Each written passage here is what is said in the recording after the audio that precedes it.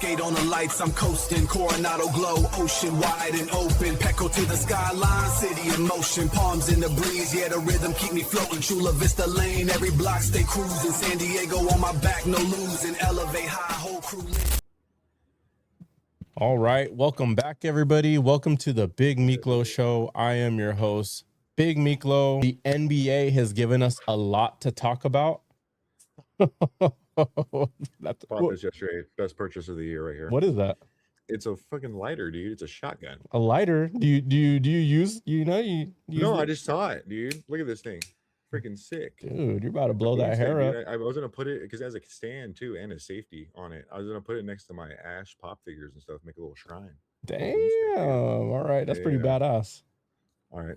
So you should shoot from the hip. I'm ready. I'm ready right now. Before we get into it, I just wanted to do a little bit of housekeeping. If you're watching on YouTube, please hit subscribe. If you're listening on a podcast, Spotify or Apple Podcasts, dude, I'm even on iHeartRadio, Amazon. I'm pretty much in like 5 different places. If you can't find me, you're probably not trying. Please leave a review. Follow the show wherever you get the audio. It genuinely helps more than you think. Drop a comment if you disagree, especially with Kyle. He is no stranger to people disagreeing with his takes. I'm a rage baiter, man. I'm a troller. Don't let him fool you. Don't let him off the hook so easily. Let us know where you're watching from.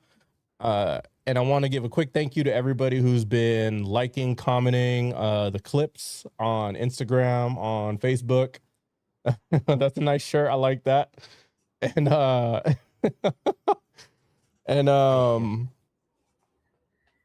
those clips were a lot of fun to make from last week's episode. After seeing yesterday's way out of pocket. Yes, yesterday's NBA, I knew I had to ask Kyle back on and see where he's at, see what his hot takes are today, see what we're doing, how we're feeling.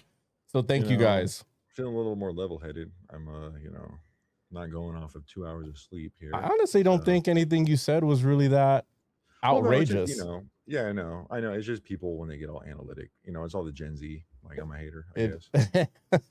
Is that what you notice? A lot of Gen Z? Yeah. Well, I don't know. Dude, I got messages, man. Someone messaged me on TikTok and said, I hate you. And I was like, what the hell?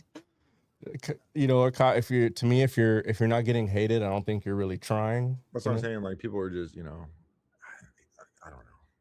I'll say, like the like reference to clip, you know what I mean? Wait, which clip was it? Was it the you can beat any WNBA player in the league today? Or was it people actually were like saying like, yeah, he's not lying. Like my nephews were saying that, like, yeah, like high schoolers could beat some WNBA players. That's interesting. I don't know if I saw the same message. Oh no, they were messaging me directly, man. Oh, okay. Via text message, via straight cellular phone. You were mentioning that a lot of personal people saw a lot of these clips and were trying to call you out. I had one guy at my work, like, dude, he walked by me, saw me from a distance. He's like, that Kawhi take is wild.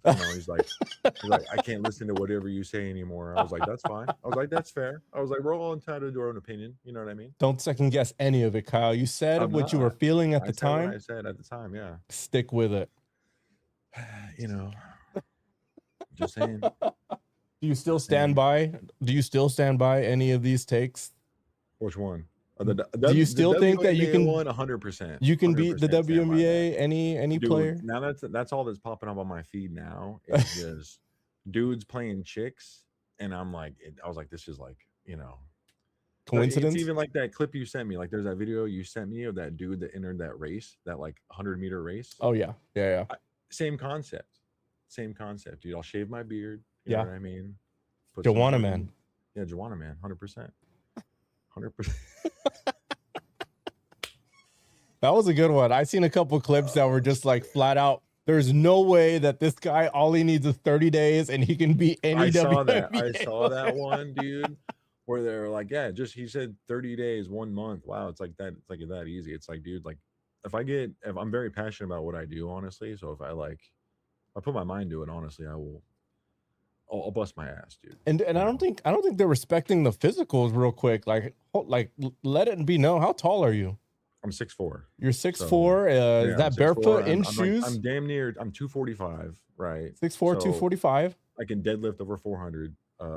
Okay. Like no, I'm telling you right now, my quickness, my explosiveness is really good. Like I'm not bullshitting. If I'm Yeah. on shooting, I can. I'm a shooter. Like I can shoot if I want. Like I play. Like I'm on that Larry Bird shit where it's like last time I played pickup with my boys.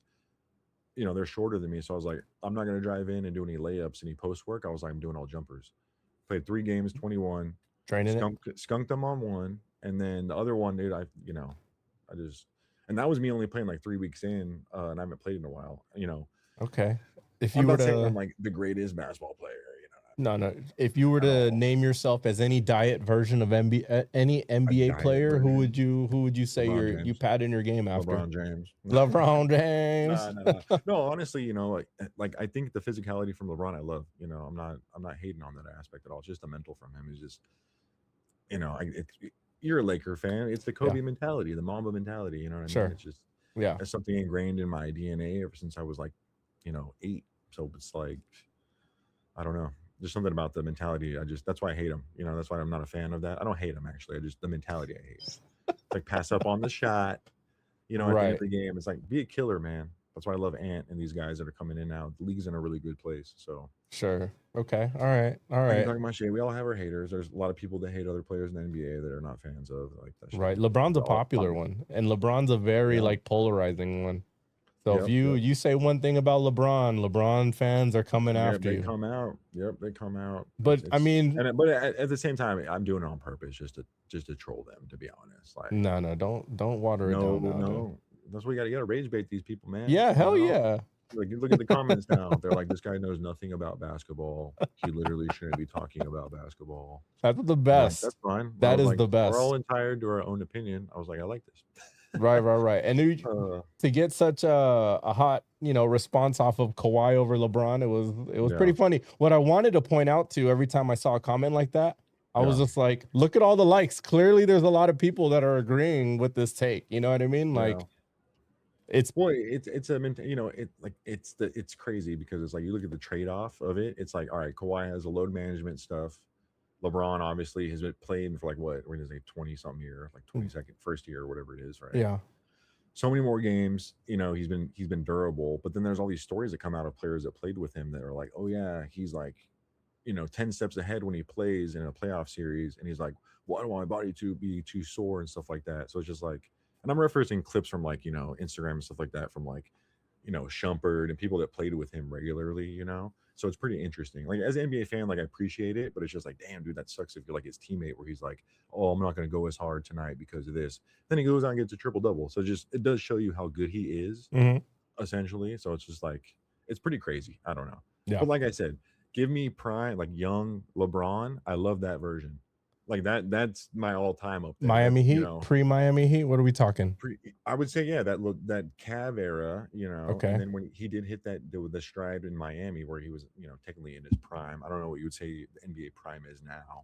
Honestly, my favorite LeBron was closer to that second reunion in Cleveland. Yeah. That the year right before he came to LA. Yeah. Year or two. The year that he did the mustache LeBron? The Toronto game winner with the one-hander bank shot, to send them home kind of thing. Yeah, that was nice. Yeah. That year, I don't remember if that's like 18 or 17 or somewhere in that ballpark. Yeah. To me, that LeBron is legendary. That's 99, 2K. Like that's that LeBron, right? No, I agree with that 100%. Right? Yeah, he made it look easy. He's out there, jogging while everyone's sprinting. You know right. what I mean? It's like it's bizarre. So that 26, 27, that's good and all. Like probably Miami, but I don't know. That's just the decision that he did. That's the thing. Oh, that's the thing. That's the biggest thing, dude. Like that was one of the biggest bones people had to pick with what you had to say. The iconic moments over players. Oh, I know that was crazy. Yeah, they're like, oh, you put T-Mac over him, blah blah blah. Yep, and I'm just like, well, yeah, 13 points in 32 seconds. Dude's a killer. Oh, just speak. Okay, really high scoring. You just want to go right into it. No, I'm just kidding. No, like it's interesting, but yeah, someone was like saying all this crazy shit, like about like, oh, you have like Shaq over Jordan and all this stuff. I was like, not really. Like I was just saying in that instance, yeah, like current day, like I just feel like I appreciate Kawhi for what he does. more than LeBron. Like I appreciate LeBron, his consistency throughout the his tenure in the league and what he's done. He's like I said, younger version of LeBron, goat. He's one of my goats up there. I'm Okay. not going to negate that at all. But the current mentality, of this is like the whining, the flopping, just like all this shit. It's like, damn, like chill, bro. Like, Right. and then it's like Kawhi does a load management thing. That thing pisses me off too. So it's like it goes hand in hand. So it's hard to like really be like, all right, there's this and that. So Fair. All right. but All right. Well, I'm happy you didn't change any of your hot takes. That's good. no, I'd say like I would say right now I like currently I like Kawhi, watching Kawhi play more than LeBron. Right. Like me, and that's just me personally. I just feel like he has more in his bag. He's more enjoyable for me to watch, and his defense is just fucking locked down, dude. Like I was just watching clips of like him guarding LeBron in the finals and like just in matchups in general throughout the seasons, Yeah. And LeBron just like dribbling the ball, like fuck, this guy's gonna guard me, you know what I mean? Right. And it's just like Kawhi's just fucking waiting. His awareness on the court is insane defensively. Because it will be like he's guarding LeBron, right? And he's like LeBron's like trying to figure out what to do. Obviously calls a pick because he wants to get the switch on, with the big Right. or whatever. Kawhi's like, nope, pretty much. He's got those giant like freaking 12-inch fingers, you know what I mean? And just pokes the ball away or whatever. But those are just clips. I mean, LeBron obviously averaged however many points he did in series and games he's played, but it's I think it's a team game, but I just personally like LeBron, or not LeBron, but Kawhi, yeah. All right. So That's fair. All right. Let's get into what we got here for tonight. Tonight, we're going to discuss Bam Adebayo just scored 83 points in a single game. The I'm playing. No, I'm playing. I won't start with that. the highest, Crazy. I guess the highest single scoring game in, I want to say, modern NBA, right? Mm-hmm. And more than Kobe, the previous person who held that title, 81 points. The internet, a true 81. A true 81. The 20 free throws. That's all I'll say. Attempted. He made 18, right, or something like that. I have it here. Hold on. Yeah. Pull that shit up. Let me see. 1 second. Hold on. Let me finish this real quick. Yeah, it's my bad. I cut you off. You're good. I'll shut up. The internet is having full arguments about whether or not this number is real. As you can see, Kyle is biting, like nipping at the fucking hip to get into it. And we're definitely going to get into it. First, top of the show, we're going to talk about the free throws. We're going to talk about the ethics of hunting a record, whether that's morally something that we should just kind of be okay with or not. And I want to talk about where this performance ranks all time. So I'll be sharing. I'm glad you brought that up because I was going to tell you like we should talk about like. Bro, I'm already here with you, bro. I'm already here with you, bro. We're locked in here. I got you. We're definitely linked. Yeah. That's going to be the main event, and we're also going to talk about the Rookie of the Year race. We have some favorites that we definitely been watching throughout the season, and it's a lot closer than I think a lot of people are giving it credit. I agree. I also want to hit on the Lakers being 3-0 without LeBron, having won 6 out of their last 7 total. Me being Laker fan, I definitely got to discuss a little bit of Lakers tonight. And I also have some thoughts. Let me see. Oh, and also have some thoughts on Jayson Tatum's return. Kyle's favorite player. The Celtics have been winning. The East is getting interesting. And I still think the Celtics are the favorite, honestly. That's just me, but we'll get into that. Oh, later. okay. Interesting. That's an interesting switch. Yeah. So I hate on him, but dude, he's good, Right. It is. So, Bam Adebayo just broke the NBA single season scoring record in modern NBA. I want to make sure I preface that. And the first thing the internet has done has been arguing whether or not it should count or not. Kyle, do you think this counts or not? Of course it counts, but but before we start any of this, all I'm gonna say is fuck Eric Spoelstra. All right, okay, fuck that guy. Why do you go straight to Eric Spoelstra? Like, as a coach, why are you letting your players do this on the court? Like, did you watch the whole? Like, because I didn't see it personally. We'll just start where we were when we saw this, because like obviously we've all been. So I was more focused on the Where was Ravens having Max Crosby fail his physical. right? Sure. That was like the big news for me today. Okay. And then I'm at a bonfire last night, and I'm like, watching horror movies and stuff, having fun. That I sounds looked down, fun. I was like, what the fuck? Bam scored 83. I was telling everyone, no one at this bonfire watches sports, by the way. And I'm like, what the fuck is going on right now? I was like, Right. that's fucking crazy. I was like, I like Bam, but I was like, 83? Like, I would Right. expect something out of like Devin Booker, Durant, A defensive player. like Curry, something. Yeah, you know what I mean? A scoring player, you know what I Right. mean? Right. So I'm like, all right, whatever. Came home, was super late. It was like 3 a.m., whatever. Got home, fell asleep, right? First thing I did when I woke up this morning, I was like, all right, I have to watch this highlight. The NBA obviously posted like a montage video of all the scores, right? Yeah. 15-minute video, go check it out. It's interesting. Halfway through, I'm like, what the fuck is this? Yeah. And like, it's just the way it was all like went down. Like, what exactly were you like stood out to you when you were rewatching that footage? It was just that the players force feeding him, and the player towards the end, it was just towards the end when it was like he was so close, you know what I mean? Right. That like even like the coaches, the staff, everyone, right? You're playing the Wizards first off. Okay.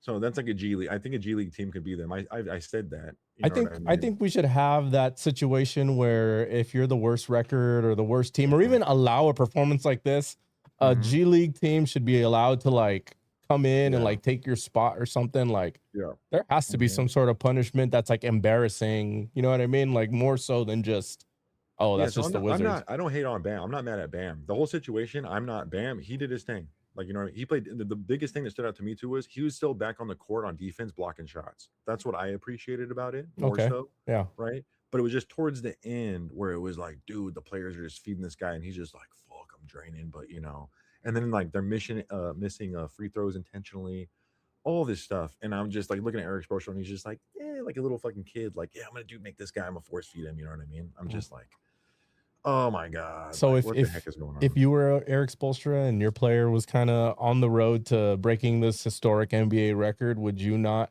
also allow your player, or would you just be like, this is the trade-off on that is on top of that. This is the icing on the cake on top of that. Okay. You're already up fucking 40, dude. You're up 40. What's more to prove? You know what I mean? At that point, it's just fucking pickup.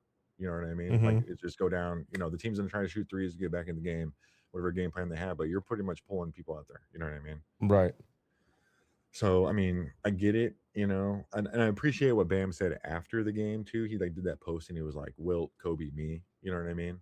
Like, obviously, but there's some 70-point performances that we have in the league that I'm like, yeah, that was kind of phenomenal. You know what I mean? So it's just way more impressive. What's that? You think that would be way more impressive than the 83 points? No, I mean, 83 points is 83 points. Like, that's still bizarre. Right. Like, but I'm saying like some of the 70-point ones you think are like more impressive than how Bam got his 83. Watch, like when like Devin Booker scored 70 and like what Luka put up 74, right? That one game or however many it was. I'm not sure. I have it here. I'll check it here in a second. Yeah, we'll get into that. But yeah, I mean, it's still impressive. Like, but it's the fact that he was force fed everything, and the way the team, they were fouling the other team and all this crazy shit. It's like, as a fan, like, just call me a casual fan at this point, because like I fell off the NBA.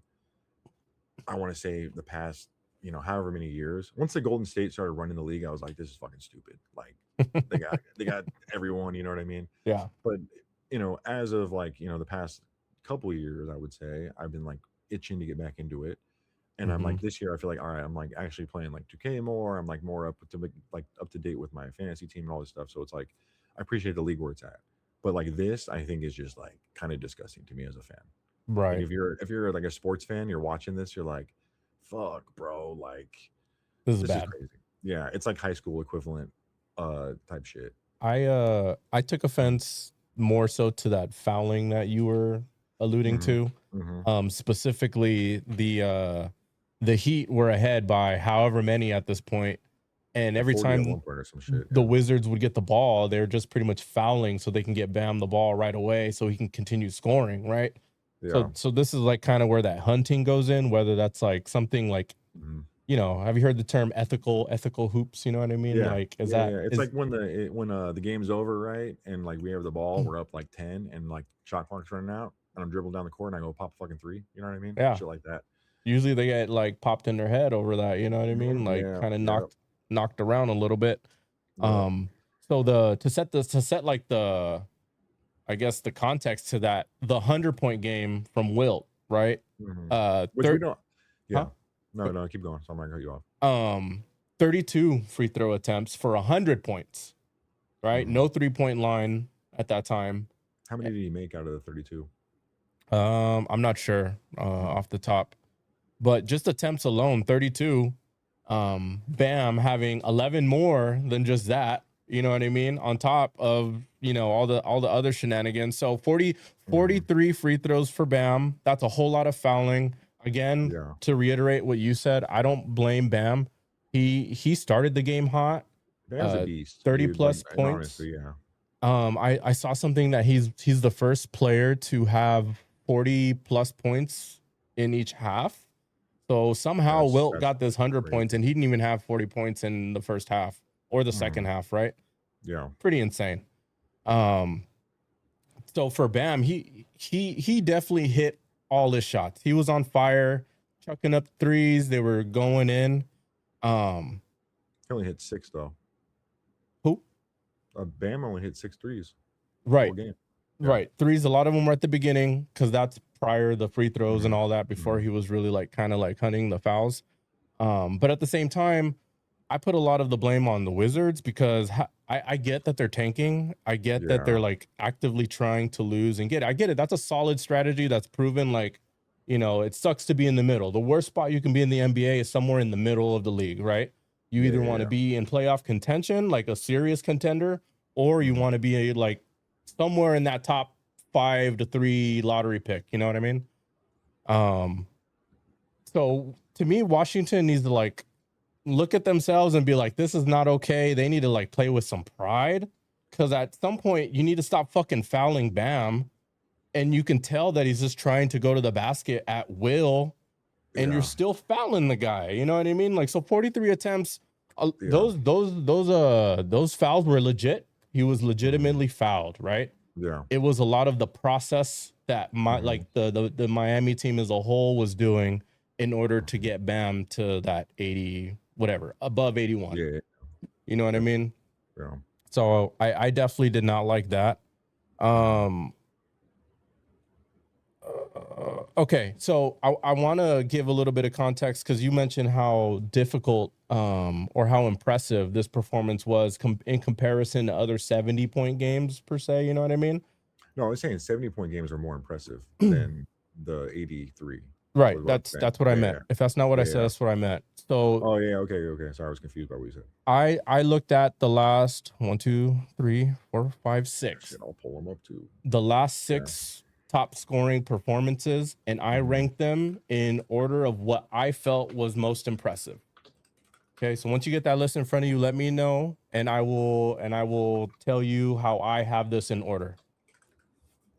Because there's some real good scores in there, right? And a lot of it is I'm going off of modern NBA, okay? Just to let you know, there's really not a whole. I think the only person I'm probably missing in there is Elgin Baylor. Well, what's the list you have up? Is it the one on Wikipedia or?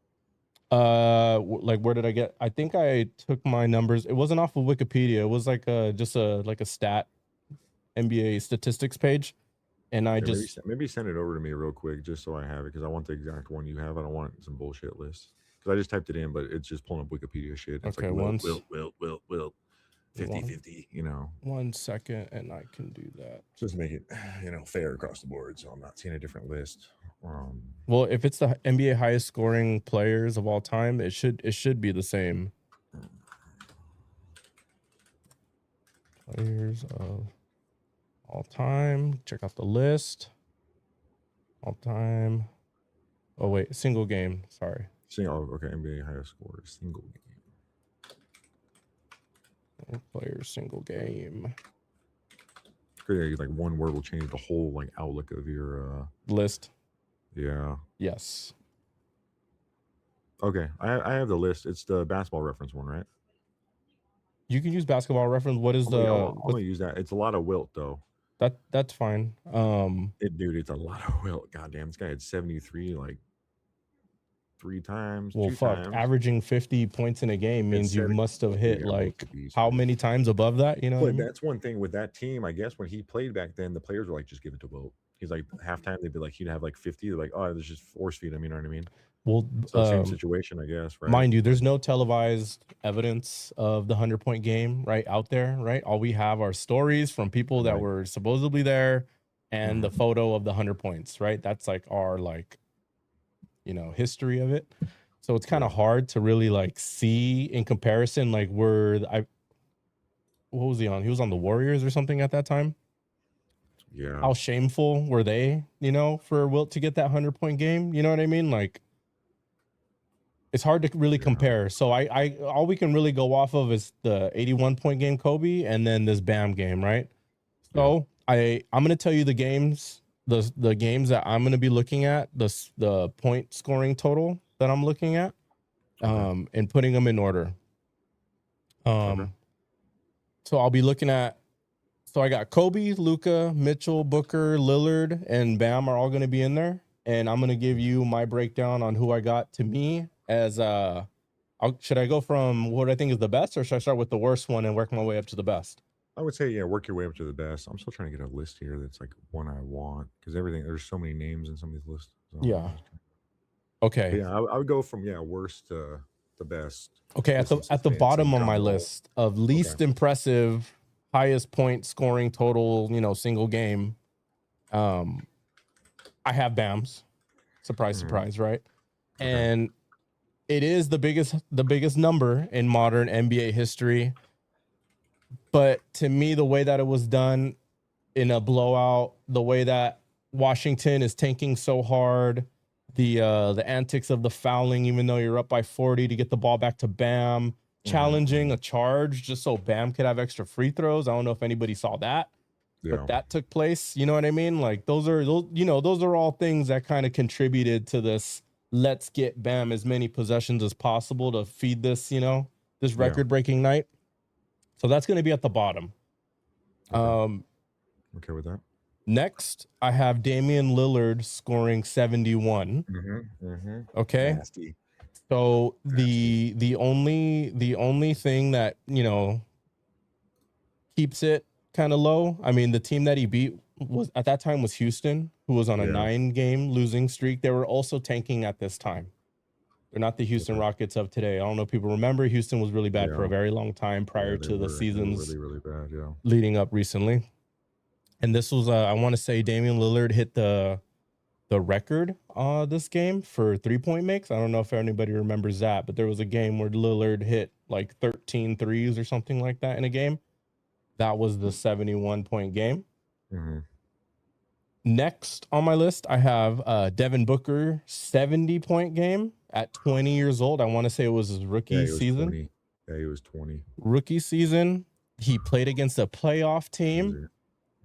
Deduction, they still lost. So this was in a losing effort. It was a competitive game, unlike the Bam one.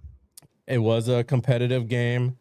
And they played against a playoff team. I want to say it was the Celtics, who were playoff contenders at that time. Yeah. Okay. Next on my list is Donovan Mitchell, 71. Okay.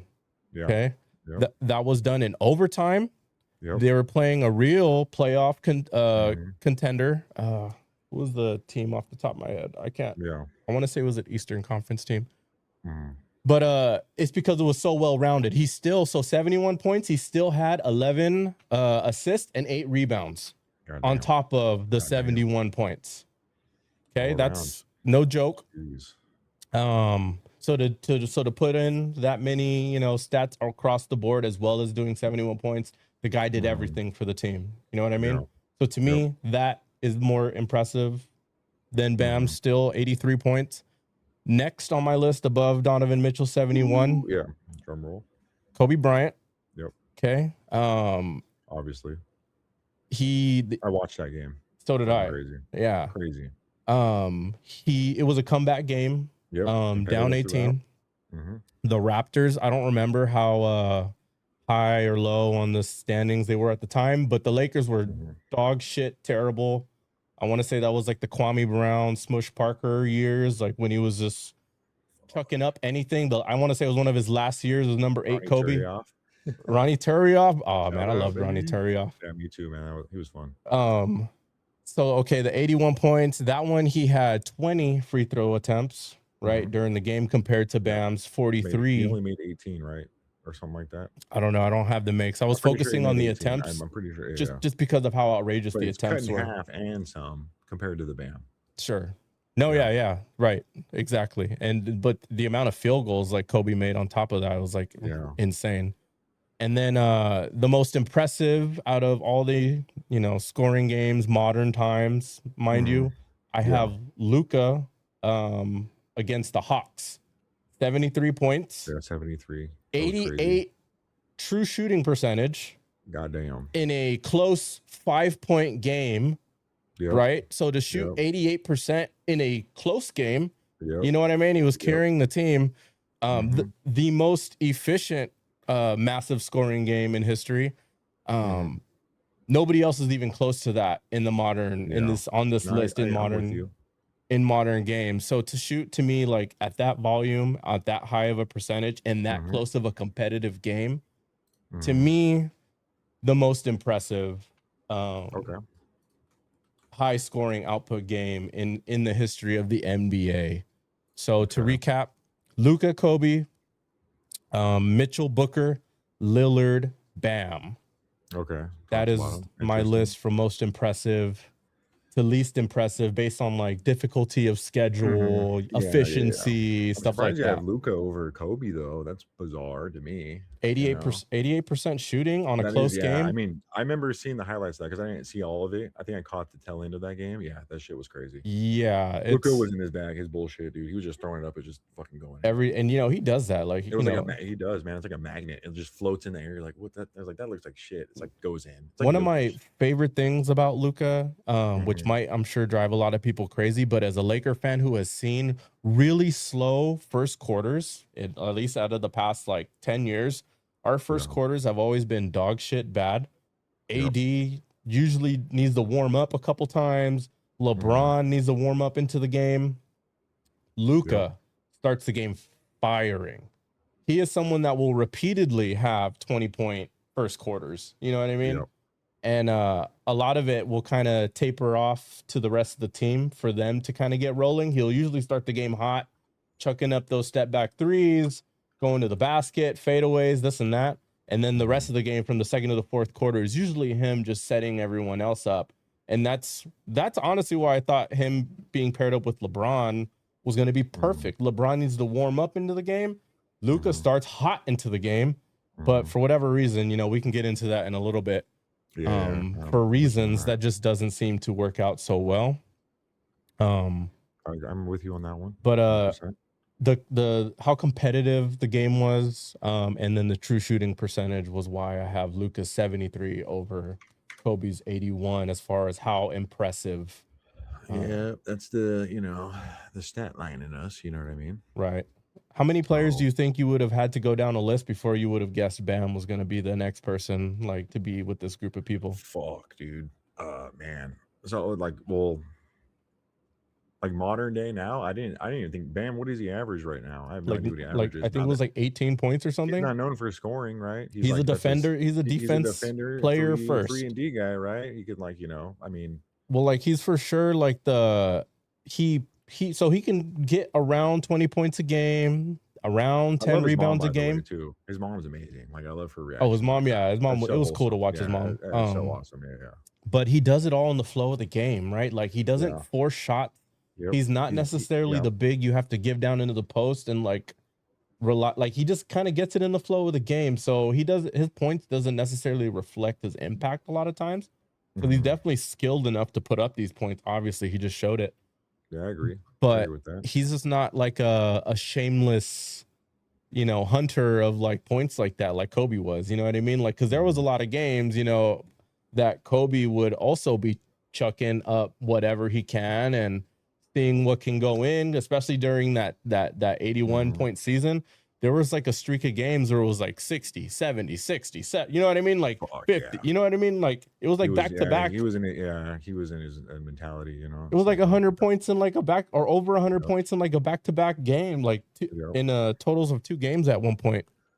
So there was definitely like times where he was like looking to do that, but Bam doesn't do that. Yeah. So, I mean, that's an impressive feat in itself for a defender to be able to Yeah. do that. You know what I mean? Even if he is hunting for baskets. I'm gonna say some shit, and it's gonna be way out of context, and probably people are gonna hate on me right now. Go ahead. Go All right, on. this is my bold take. This is my hot take right now tonight. I All right, like this it. is my bullshit that I'm on today. This all is your right? bullshit. Okay, well, I hope it's Joel good. Embiid's 70-point performance is better than Bam Adebayo's, Bam's fucking 83. Okay, tell it why. Why do you think so? So he shot 24 from 41 from the field, okay, Okay. including 1 of 2 from 3-pointers. He only shot 2 threes. Wait, he shot bro. one. He shot. He made 1 3. He only made 1 3 1 3 in a He went 70-point game. 21 of 23 free throws, and he had 18 rebounds. And on top of that, Wow. he broke Wilt's record for most points, right? And then on top of that, they barely won. They won the game by 10 by beating the Spurs. So this is in what, 2024. So this is what, 2 years ago. Right. This was like when he was So like I would take with your Joker. list is like I would have your list as mine, but I would take Bam out. Unfortunately, even though it's an amazing performance, I would take him out and put in Joel Embiid, just because of the fact that he went 24 of 41, only shot 1 or 2 threes, made 1, and only had 20. He had 23 free throws from the line, and he made 21 of them. That's pretty That's good. crazy to me. That was like a MVP contention years, right? When he was him and Joker were dueling. It's crazy, yeah.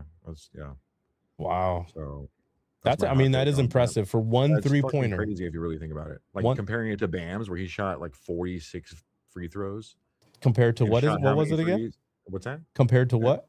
23. 23. Embiid's 21. So that's like closer to Kobe's free throw attempts. Yeah, 20. And the game was they won by 10, but so a close game. It wasn't like a 40-point game where it was just like.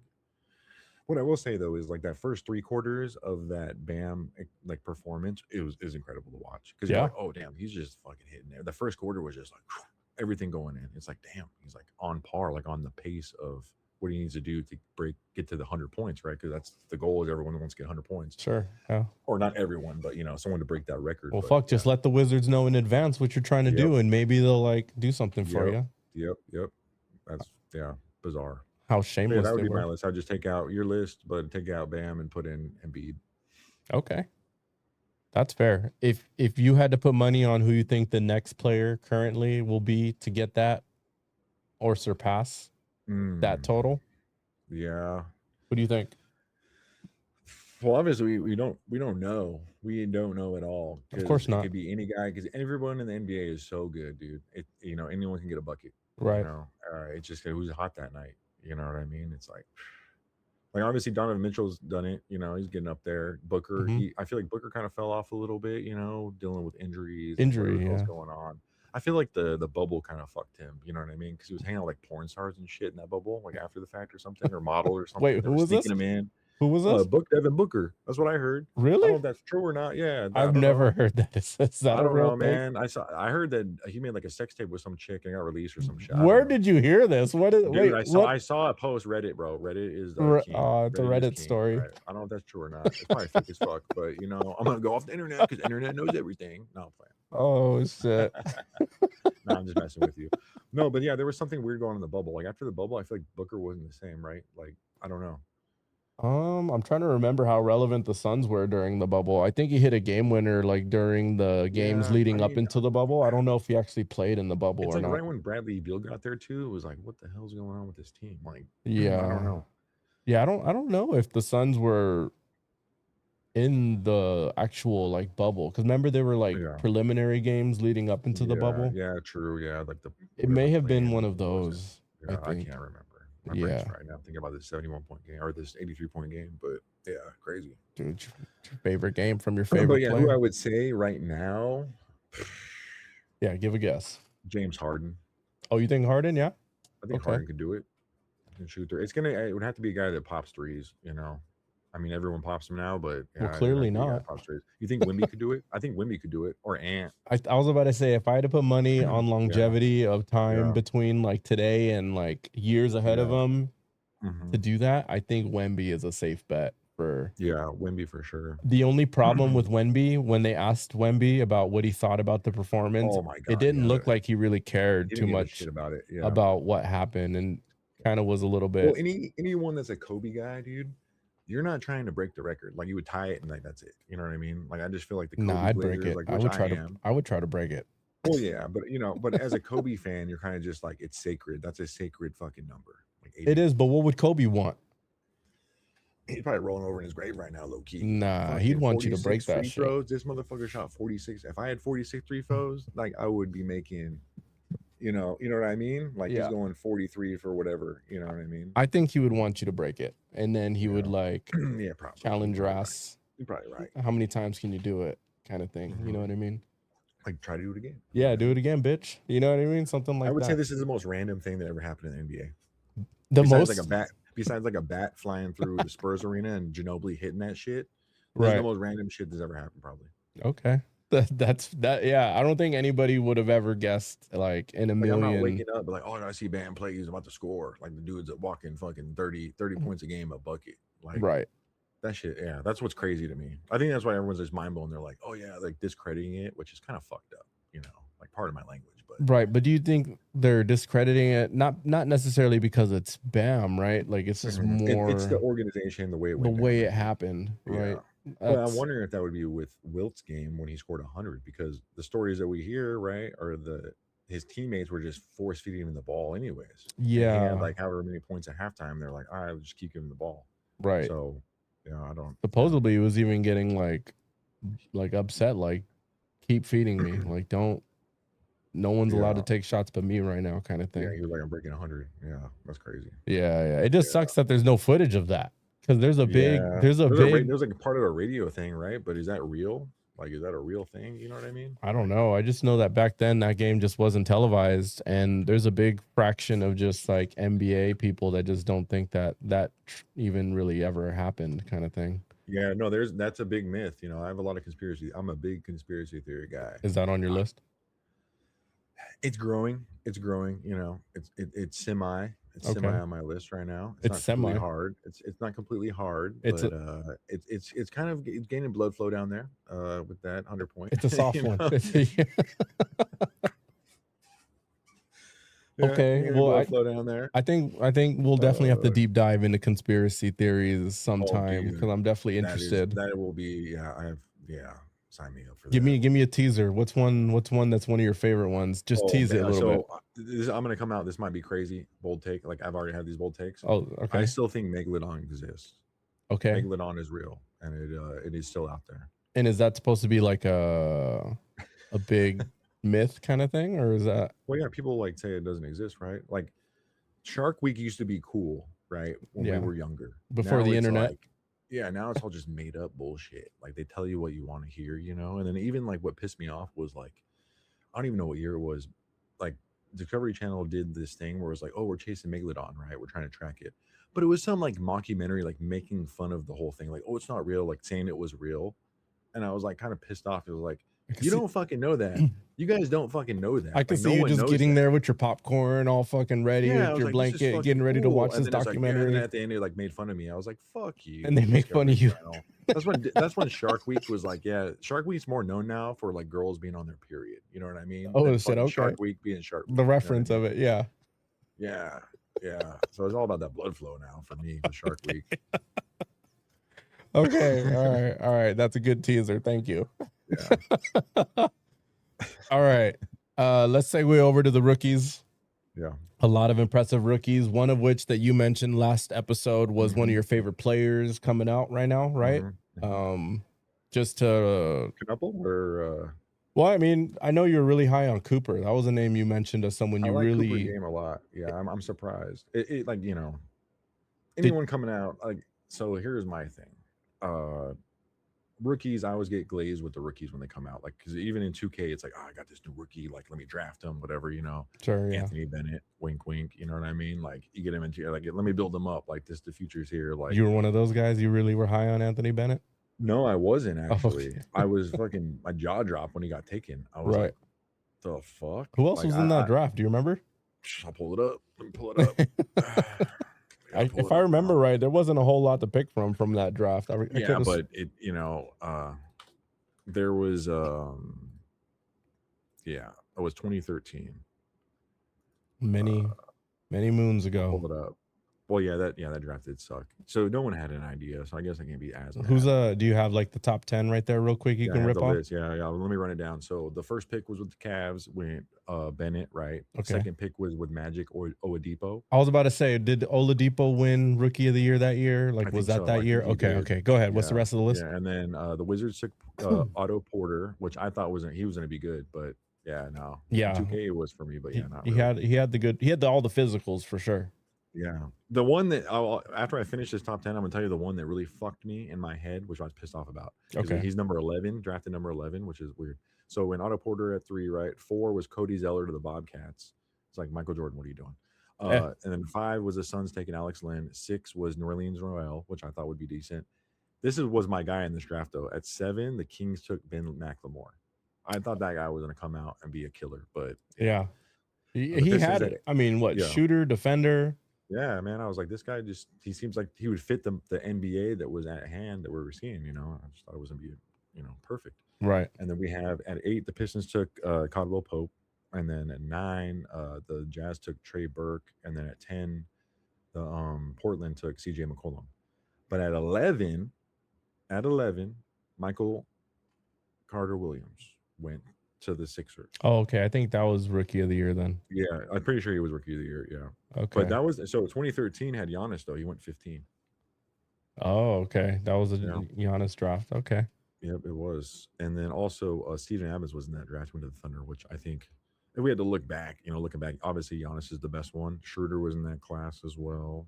Tim Hardaway, and a bunch of fill-ins. But Tony Snell, I thought Tony Snell was going to be a beast, but really, yeah, he was in that class too. But damn, no, yeah, I know. You play 2K too much, and it's like you're like, oh, I got the rookie, let me build him up. And you build up a fantasy in your head, and it just in reality it doesn't happen. Honestly, a lot of the people that ever get on my radar, I don't even know if they still do this, was when they do the hoops mixtapes of high school players, right? Oh my god, yeah.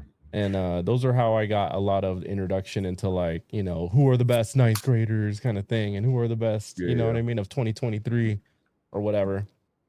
And you just happen to follow them up until they go to college, see how they do, and then they get drafted, right? Fun stuff. Do you have a favorite hoops mixtape of a player? Shit. I mean, the Zion shit is just comical. Rewatching it is just comical. Growing up though, Vince Carter for sure. Okay. Well, what is it? Do you remember like the high school, the mixtapes that were like that? You know what I mean? Like when players started becoming conscious that if I were to upload a highlights video, music and shit. Yeah, exactly. Right. And they start off at the layup line and they do whatever between the legs and you know what I mean? And then it goes into in-game footage. Like, do you remember seeing a lot of these guys? I've seen bits and like obviously you've seen like the LaMelos and all that stuff. Like he was a popular one. I don't know if you're considering that a mixtape because like Vince Carter had a mixtape back in the day that was like pretty nice. He had Austin Rivers, obviously that one is fucking insane. Rivers had a good one. Rivers had a good one, a sleeper one. I really to me the best one of all time was John Wall's. Oh my god, John Wall! I forgot about John Wall's high school hoops mixtape. So fun. You could have swore John Wall was gonna be one of them D Rose type guys, right? One of them guys. He was, man. It's just for a little injuries bit, and he kind of like go to the Wizards, you kind of die. Pretty much. You start ascending a little bit, and then that's when the injuries start to kind of crept up on him. But his hoop mixtape all time. Kentucky John Wall was phenomenal. What's his name? And Wiggins. Oh, Andrew Wiggins. He was nasty. Mixtape insane. I thought Jabari Parker was going to be a really good player. Jabari Parker, man. Even still when he was in the league and then no one liked him. He just had a 90s play style, man. It just didn't translate to the modern day, which was sad because I still like Jabari, but Right. Julius Randle had a really good hoops mixtape. Randle, yeah. And yeah, I mean the list can go on and on. Yeah, I mean there's so many players. My whole point was I was gonna say after we were talking about yours, I was gonna say that I stopped kind of watching those because after a while it's like, all right, you're glorifying all this shit. You know what I mean? And I've been burned by this many times in the past, so I kind of just stopped watching them. to be honest. Okay. I mean, the last one I would say I was really paying attention to was like Zion. You know, That's fair. He had a lot of hype coming in. he had some crazy shit going. Some of those highlights he had was like crazy. But I'm like, who are you playing? Like toddlers? Like They who are look these like kids you're toddlers out there playing for with, sure. dude? Like, it was just Um, funny to me. It made me laugh. So So have you been paying attention to the rookies this year?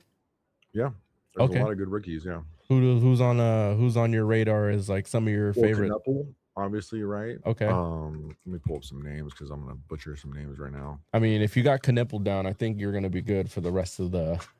Well, yeah, I mean, that's the tough dude, one. yeah, I mean, I like Edgecombe. Edgecombe's gonna be a monster.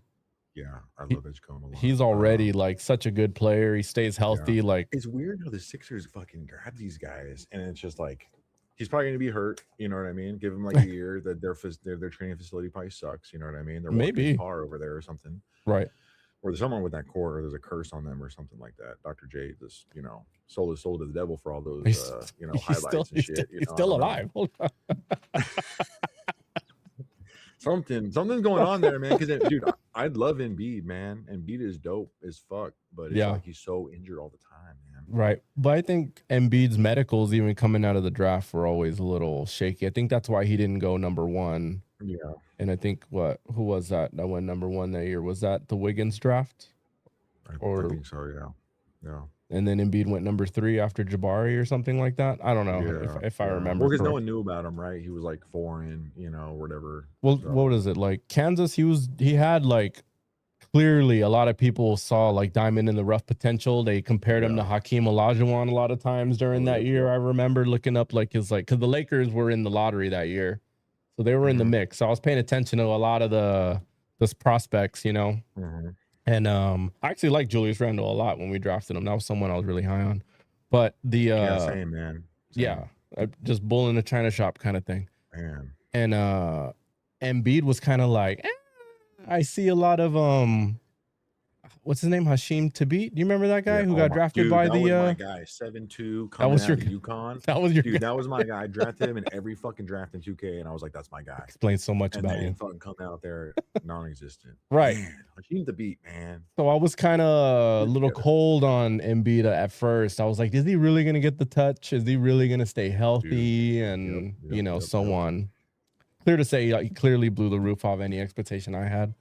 Mm-hmm. But there are guys in like this draft that I think are gonna do really well down in the future. Yep. Have you been watching Harper the few times that he's been playing? Dude, he's nice. He's solid, he's nice. Right? The Spurs are gonna be scary, dude. Didn't Jokic come out the other day and say like, "Hey, like I'm almost ready to retire because Wimmy's about to fucking run the league or some shit." Like he made some comment like something about that realm of that. I don't see him ever like retiring too soon. Just I don't know. His game can easily translate into his late 30s.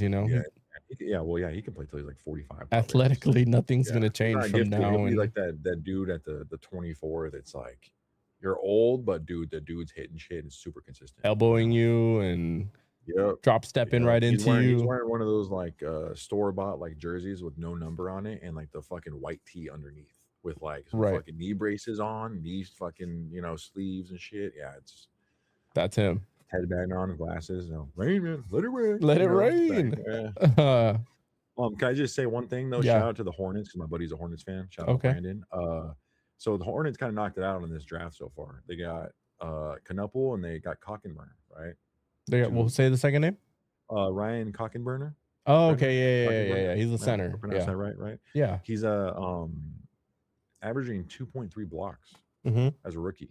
He's a pretty tall guy, fairly athletic. And then Stephon Castle. Dude, there's some guys, man. The dude on the Kings, Raynard. He's second among all rookies and rebounds, shooting over 60% from the field. Right. Crazy. Yeah, he's so I looked at the rookie race and the top 2 and number 1 is Knepel. Yep. 2 is Cooper. Yep. 3 is Edgecombe. Yep. Harper, and then you got that Reynolds guy. Yeah, Reynolds, yeah. Surprisingly, right? Because I don't think Reynolds was in the top 10, right? Or was he top 10 draft pick? I don't think so. I'm not sure. Here, I think I got the list right here in front of me. Oh yeah, pull it up. No, he wasn't. Reynolds didn't get drafted up until You know who's my biggest disappointment out of this draft? Was he this draft actually? Hold on. You said in this draft? Yeah, hold on. I'm trying to look at something. Yeah, this past draft was 25, right? Yeah, it was. Yes. Yeah. Ace Bailey, bro. Really? Yeah, I'm not. He's had moments. He's had moments, but I'm Yeah. like, I don't know. I I'm think he not would sold. have more moments if Mhm. he wasn't in Utah while they're actively tanking. Well, I think Utah's just trying to tank for AJ, to be honest, because it's like Yeah. that's going to be their face, probably, right? Right. Somehow the league's going to let this happen. It's if I were to put money on it, that's how it's gonna break down. But there have been games where Ace has played and he's looked really good. Shit, I'm trying to find where this Reynolds guy. He must be really low in this draft. I don't see him Was he undrafted? Shout out to him anywhere. though. I'm butchering all your guys' names and shit, but Where did this Yeah. guy get drafted? What the heck? I don't see him in the first round at was all. he like one of those 2-year like contract things where you have to like play a certain amount and then you can like be pulled up or whatever? Oh, like the whatever, the two-way? Mhm.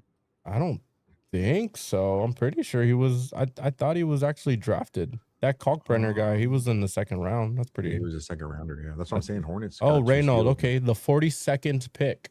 God damn, good for him. 42nd and being That's top, impressive. top 5 Yeah. in this rookie race right now. But dude, Knuppel is just fucking lights out. He's a dog, dude. Dude, he's I like his everything. game. I like his game. Everything Same with as a Cooper. Laker fan, I wished that Dalton Connect was going to be. 100%. Right? 100%. How does that not translate? That's a good. Yeah, that's the best. That's what I thought. I Low was like, that key, could have been Connect. from what I hear about Connect, why there's such a disconnect with Yeah. Dalton. Dalton disconnect. That's what I'm start calling him. Dalton disconnect. I heard his basketball IQ is very low. Like I heard that he's constantly needing to be reminded like where he needs to be on the floor, constantly missing assignments, constantly forgetting Yeah. plays, Mhm, constantly like he's just a mess like when it comes to Yeah. like basketball He's not IQ. in it, Yeah. And when you Nepotism, watch him yeah. play, it makes all the sense because he has Yeah. the athleticism. He's more athletic than Knipple. Yeah. Because you got what's his face Connect doing windmills during warm-ups, right? Like I don't know if you've Yeah, ever seen true. him. Yeah, I've This seen him. this Yeah, guy's jammed on people, right? Like he's got Yep. and he got some vert on him. Yeah. And obviously like jumper clean, beautiful. Mhm. But for Yeah. whatever reason he cannot put it together in the game. And then Yeah. when you got someone like Knipple, average athleticism, you know what I mean? Like Mhm. wingspan, average, But it's smart as fuck. Picks smart his as spots, fuck, Yeah. knows where to be Definitely. at all times, Mhm, and can make an open shot like Yep. automatically, damn near. Yep. And it shows, you know what I mean? Like how important basketball IQ plays. It explains why he probably fell so far to the Lakers at 17. 'Cause Yeah. Dalton was projected top What 5. college did Dalton go to?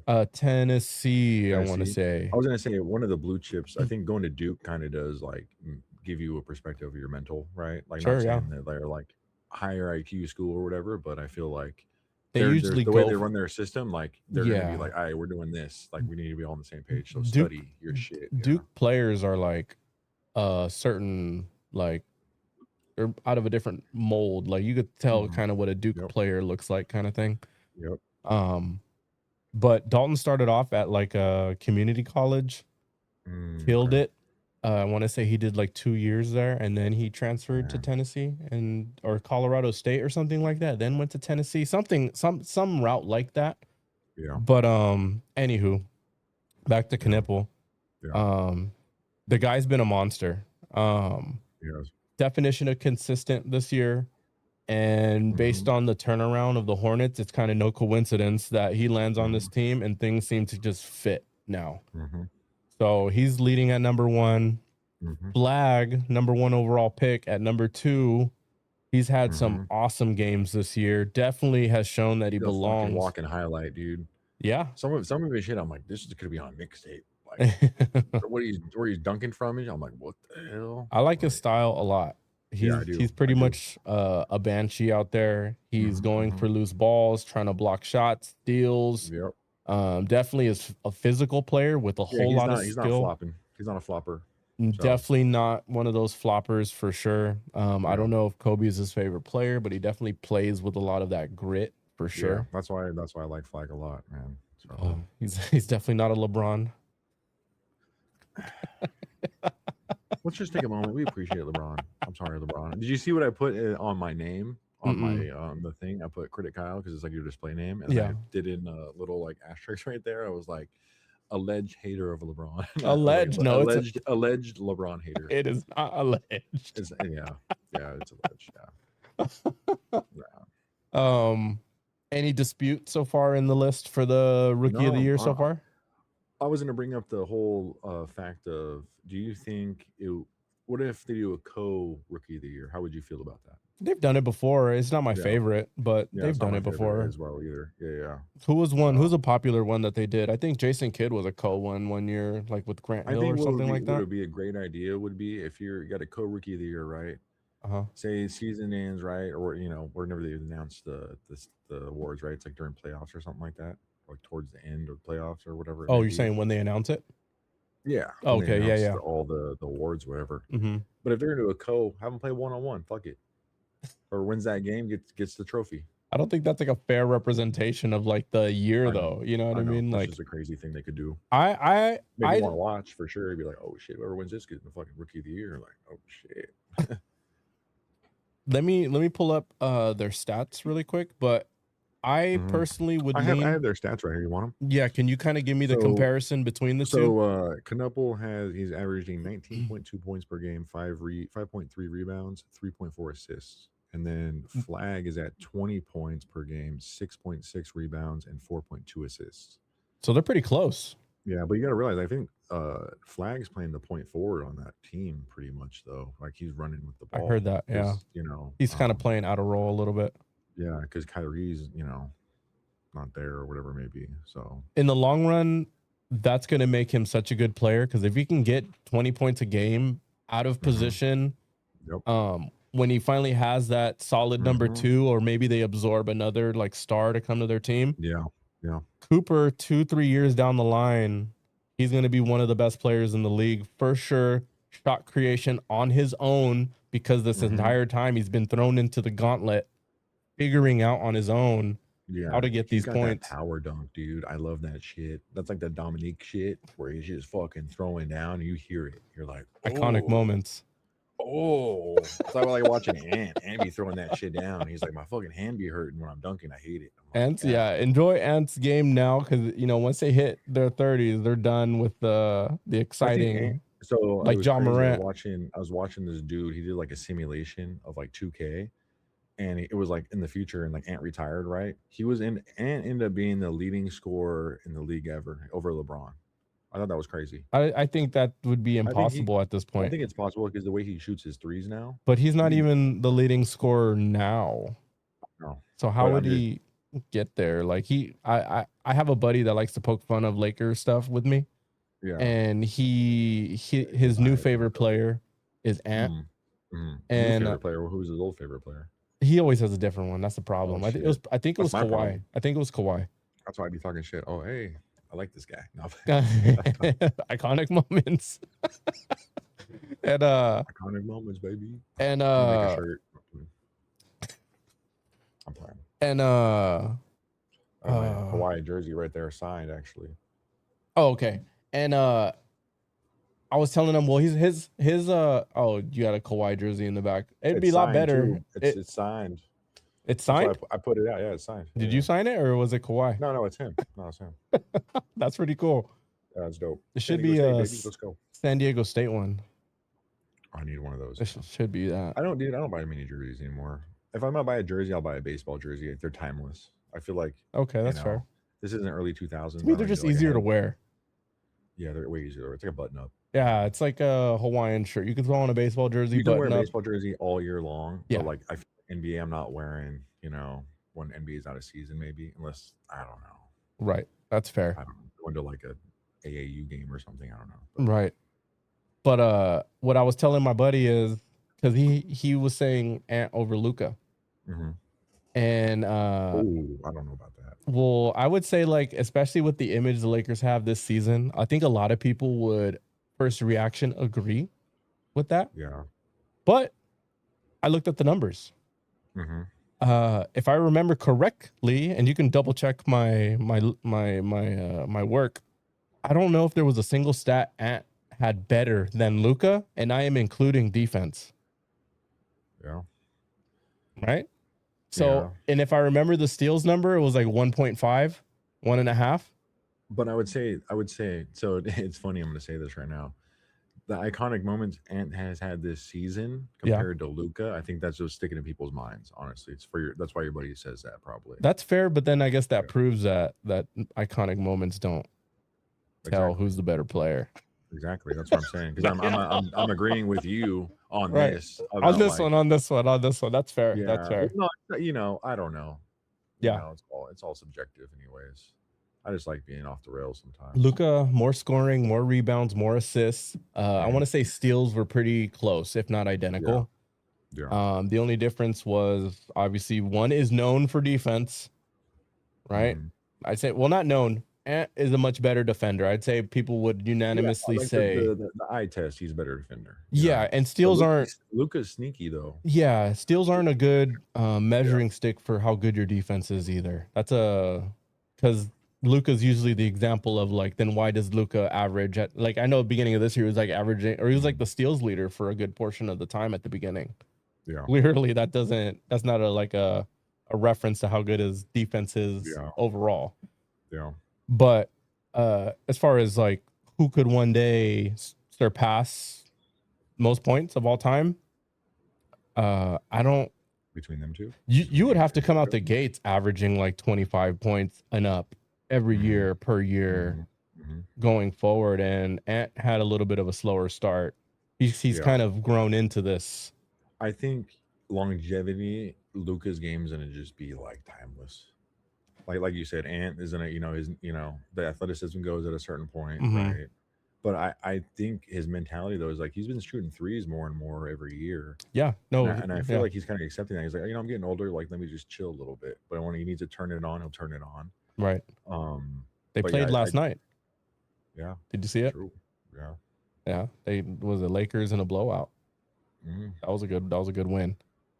They needed it, They do.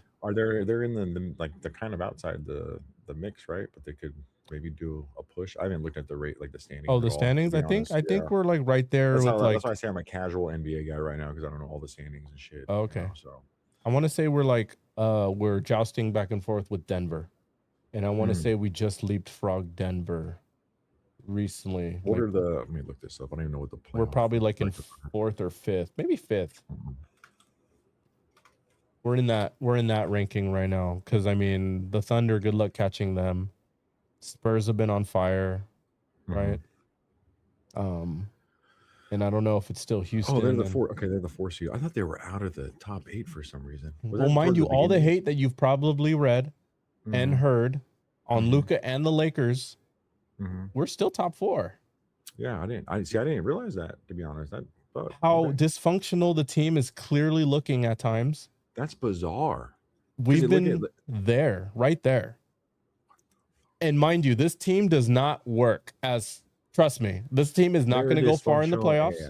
Dysfunctional AF. And for whatever reason, this combo of Luka and Austin, especially like right now, minus LeBron, and these collection of like they're making it work. So imagine next summer with clean books, you still retain Austin, you still retain Luka, and now you're picking guys that fit. Yeah. If we can make top 4 with this dysfunctional group, that just goes to show you how good Luka is. I think so too. God damn. Obviously, people want to appreciate that, honestly, as like a basketball goer. Holy shit. It's easy to point out, especially in LA, because Laker fans are like, any reason to fucking complain, we're gonna complain. If you're not Kobe, we're gonna fucking complain. Yeah. But it's easy to point out Luka's deficiencies. Or no? Huh? You're not a Dodger fan, are you? No. Okay, you're just a Laker fan. No, I'm a Laker fan, because that in San Diego, I got my Jerry West jersey in there. I bought one a while ago when I was like, after Kobe, the era of Kobe, I was like, all right, I'm gonna stick with Lakers, and I just couldn't for some reason. Oh yeah, I can't turn it off. Like, that was the team in my region that they would show their home games. Right? They would just air those home games off of, what was the original network that they used to play off of before Spectrum? I forget. But I grew up watching that, and then like that the pregame and the halftime at Classic, right? All the legends on there, everything. and with Kobe Shaq, and then I have just stuck with him ever since, up and down through the Kwame Brown years, through the D'Lo, Lonzo Ball, or the Brandon Ingram, those dark years, you know what I mean? Even before that, the Wayne Ellington, the Xavier Henry, and I've been there, yeah. you know what the Robert Sacre years. I was God, yeah. every game, you know, Jordan Hill, highlights of the team kind of thing. And that was something that I was like looking forward to on a regular basis, you know what I mean? Yeah. So I've been a hardcore Laker fan. I can't turn it off, you know, and even when they piss me the fuck off. Yeah, that's like my Browns, you know, I'm the same way. So different sport, yeah. Now, you know, I still watch all the games, even when they piss me off. I can acknowledge they're not really going to go too far this year. They're just not a serious contender, but people do need to recognize we are doing very good, much better than what I think the image is kind of online. Well, I was going to bring this up because I'm looking at the playoff bracket right now as we currently sit today. Yeah. So the 4th seed in the East is the Cavs.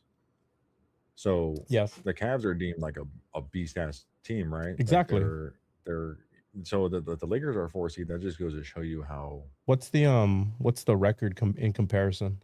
Oh, I'm not sure. I can look at because sometimes like a second place East team is like a 4th place West team. You know what I mean? Like just to even more give that picture of where people or where you know where they stand. So the Cavs are 40-26, while the Lakers are 40-25. Exactly. But do you think the East is tougher than the West? Not at all. No, not even close. The winner of the NBA is going to go to whoever makes it out the West. Really? Yeah, and that's how I had it last year as well. The winner of OKC Denver is the champion. Yeah. Oh yeah, I had that too. OKC is 51-15 right now, which is bizarre. They came out the gates on fire. I remember when they were like 14-1 or 14-2 at one point. They've recently been on a skid. You know what I mean? Yeah. But I mean, once playoff comes, this is like kind of that point of the year right after All-Star break, right after the trade deadline, where people are just trying to keep their interest, stay healthy without overextending themselves to make a strong playoff push. You know what I mean? That's when people kind of get re-engaged again. Yeah. I would completely rethink my LeBron, you know. I'm not, you know, he's obviously an all-time great. Like I'm not talking shit, joke around, but if he came in, right, like he's been taking games off, he came back, go playoffs, it leads him to a run on a championship, I'd be like, all right, yeah, LeBron goated for sure. Right. It's just our deficiencies on defense. Yeah, I was gonna say there's no you guys are easily exposed to me like as an eye test when I watch games. I'm like, what the fuck are you doing? Anybody who plays physical, we struggle with. Anybody who plays physical and can shoot threes, we struggle with because as of right now, you guys would play Denver, right? So yeah, and we're not winning that. So yeah, I mean, who's the 6th seed? The 6th seed is the Timberwolves. So and I think they're more physical. We need to get into the 3 seed if we want to have a chance. Because the 3 seed is the Rock and the Rockets are loaded too. God damn, I forgot they got Durant. We need to match up with the Wolves somehow. If we're able to play the Wolves somehow in this playoff again, this year, for whatever reason, last year it is what it is, but this year we've had the Wolves number this year. And definitely as a demonstration of last night, 20-point win. Do you think okay, so the Clippers are the 8th seed. Yeah. Do you think if somehow you guys get that, you know, because they're gonna play the Spurs, they probably won't even get in there. I was gonna say if you guys play the Lakers, you guys think you win that series? If we play the Clippers? Yeah. Yeah. I think so. I think so too. Yeah. I love Kawhi, but it'd be tough though. The James Harden departure really, you know, it affects. I'm sorry, but you know, long term, that's a long-term play for sure. Long-term, yeah. But the Clippers with Kawhi is always dangerous. Period. I don't think they can beat Spurs or OKC or even the Rockets, but a lot of us in between, especially like the biggest false is going to be the Lakers in their record. They're not a contender, even though they're competing. Yeah. But you know, the Clippers are a team that a lot of people are going to want to avoid. And yeah, that's my dark horse, obviously. Who are because I want to say it's the top 10. So the 10, Yeah, it's in all good. This is the West right the now. play-in, Currently. right? It's the play-in would be Portland, Golden State would be that, So and then okay. um the loser would be the 8. Yeah. Well, And then who's the 7, 8, 9, 10? Where does that look like right now? so 7 is the Suns and the Clippers. Okay. So 8 is the Clippers, and then you have the 9 is Warriors, and then Portland would be 10. So I could see Clippers beating the Suns. can sneak the Suns. And then if all is, I mean, I think they lost Jimmy for the year, but a Steph Curry led Warriors team in a play-in game, very dangerous for that 8th spot. Yeah, but some Portland's so don't be surprised if Golden State and the Clippers kind of sneak into that 7 and 8 at the end of the play-in, if that's where it stands. But I mean, honestly, as a Laker fan, you would want Golden State to get in over Portland, because if they play OKC as the 8 seed, right? Because that's what would maybe happen right there. The winner of 9 and 10 would play OKC. Draymond tried to hurt, SGA. So that's your best. That's your best way to, like, I think they get swept. Oh yeah, 100%. They're getting beat by like however many times. I mean, yeah, I think they get swept. Possible, right. Anything's possible. Curry's lights out, but I just think it's Yeah, I would want our chances with the Spurs on be on that side of the bracket if possible. So I think we would have to be in the 3rd seed or something like that, because 2 and 3 would eventually meet, while 1 and 4, if all goes right, will see themselves in that side of the bracket. So I would take my chances with the Spurs. Luka, up until this year, a Stephon Castle led year, right? As far as one of them guys that are up and coming. He plays that style that you love, you know what I mean? That's Steph Castle right now. He's next in that Kawhi form.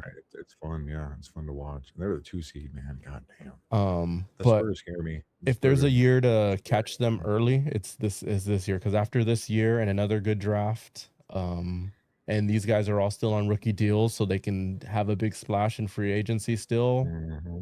Fox is still really deadly. This would be anybody's best chance of catching the Spurs. So if I'm the Lakers, I'm trying to my best chance of survival is being on the Spurs side of the bracket. But anyways, other than that, surprisingly, our record has been as good as it is these past 7 games. 40 and 25. Yeah. And we've won 6 of the last 7. And then 6 of the last 6 of the last 10. Sure, of the last 10, if we back up. They're on a 3-game win streak, right? 3-game win streak. Right.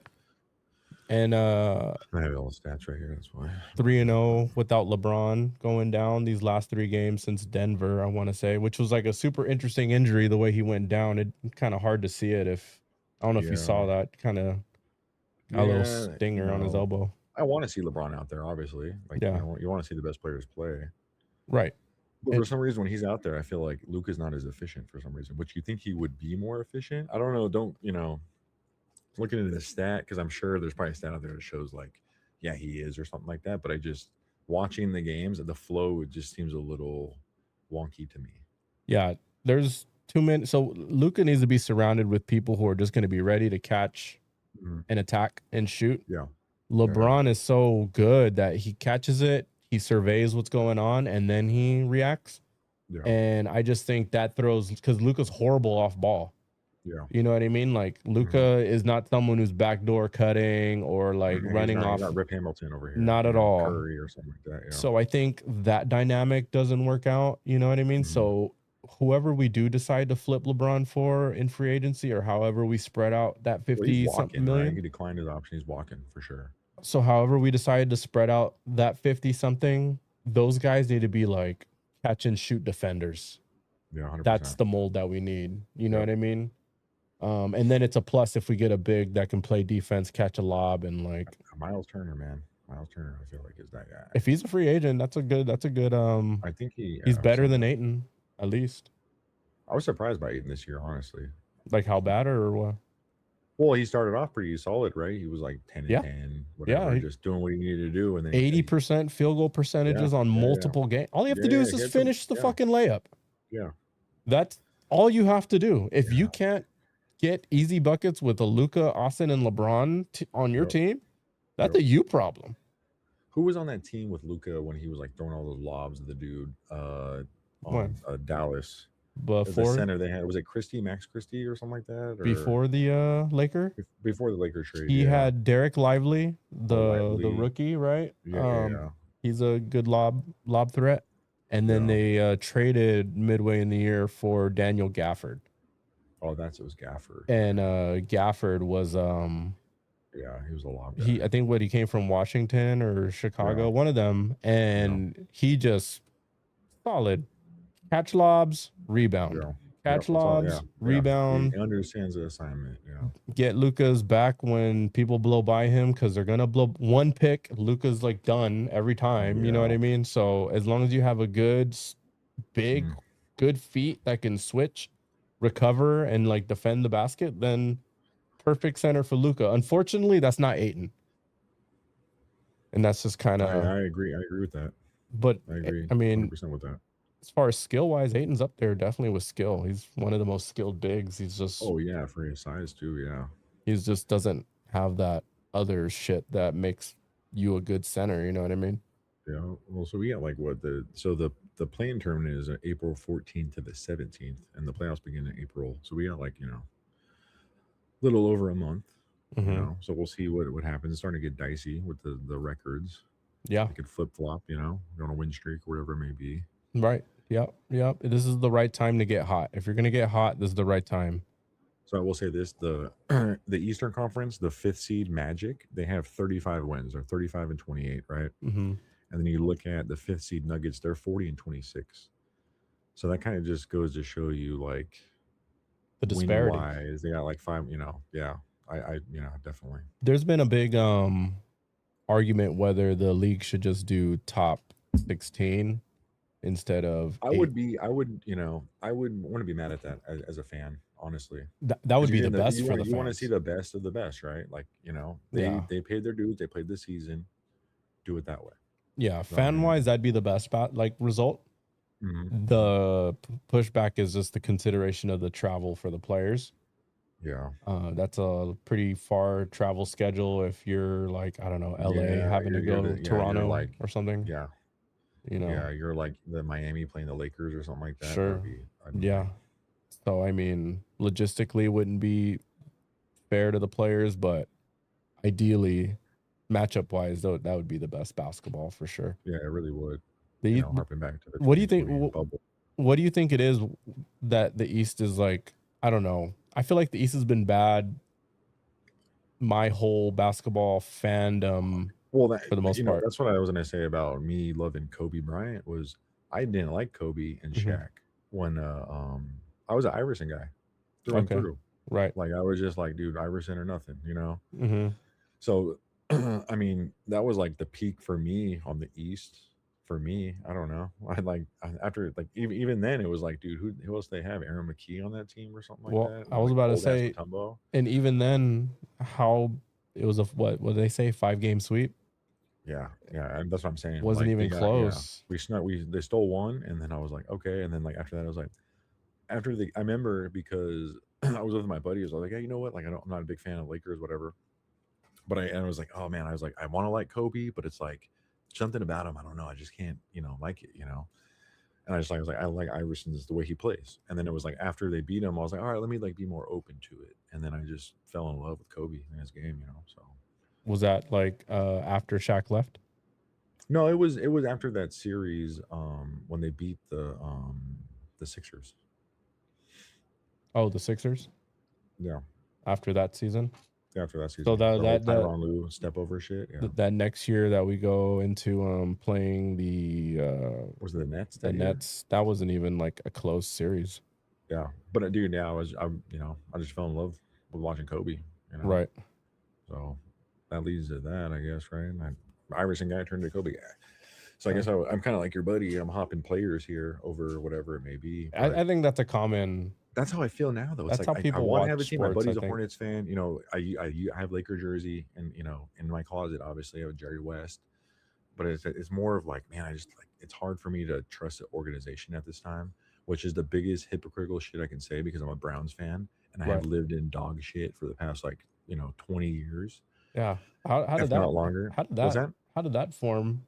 So I was a Dolphins fan as a kid. My favorite color is orange. And then Okay. when the Browns got reinstated in the league in 2000, I was like, I didn't have a team. My friends were making fun of me, so I was like, orange is my favorite color. Fuck it, I'm a Browns fan.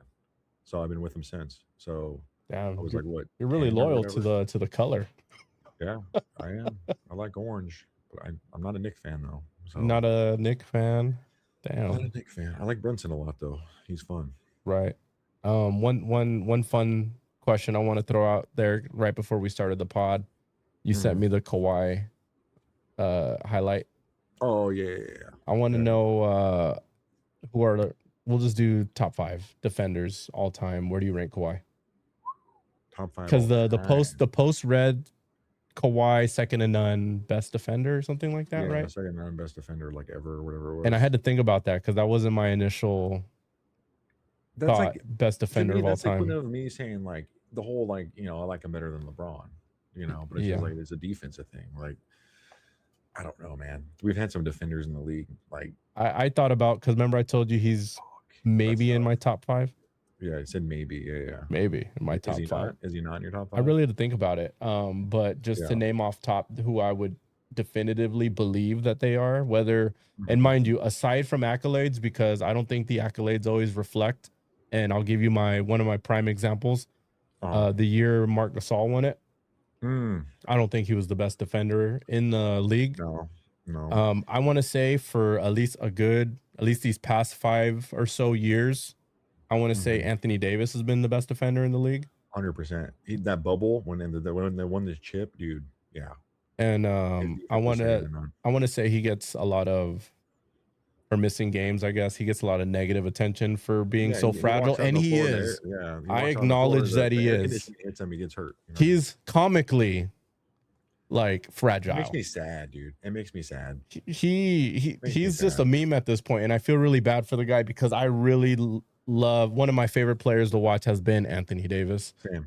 Even when he's on the Pelicans, I liked watching him. But some of the periods of time when he's locked in and healthy defending, the amount of coverage on the floor he can cover while he's playing defense, Yep.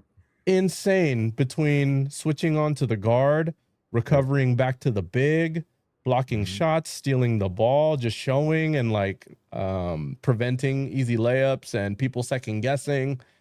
He's up there. And he'll be one of the names to kick off my list as far as the first person I would believe all time I would choose over Kawhi. Although Kawhi has 2 defensive player of the years or something like that. Yeah. Something 2. like that. Yeah. Well, yeah, he does. LeBron So has 0, which is crazy. He does have 0. Yeah, but which is crazy because I remember, man, there's a stretch where LeBron, I felt like all the things I was seeing was like him just chasing down blocks, man. Like Well, every game. I think that's just one of those moments whoa. over the his stats. His iconic moments, as we say, right? Sure. Like he's known for those chase downs. Yeah, dude, they're nice. People, and I'm a defensive guy. I love that shit. He's a chase. Yeah, he was definitely a chase down guy, and it was fun. But I don't think he was ever known as necessarily a defender. Yeah. I would take Scottie Pippen over 100%, Kawhi. 100%. I would take Rodman over Kawhi, and I'm only talking about Rodman defense, was right? nasty. Only defense. Rodman studied that shit, man. Purely defense. I would take prime Magic Dwight Howard over Kawhi Leonard, defender. 100%.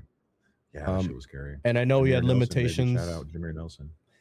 Yeah. Throwing lobs, dude. Shout out Rafer Alston. That too. There you go. Skip to my Lou. Yeah, skip to my That guy was fun.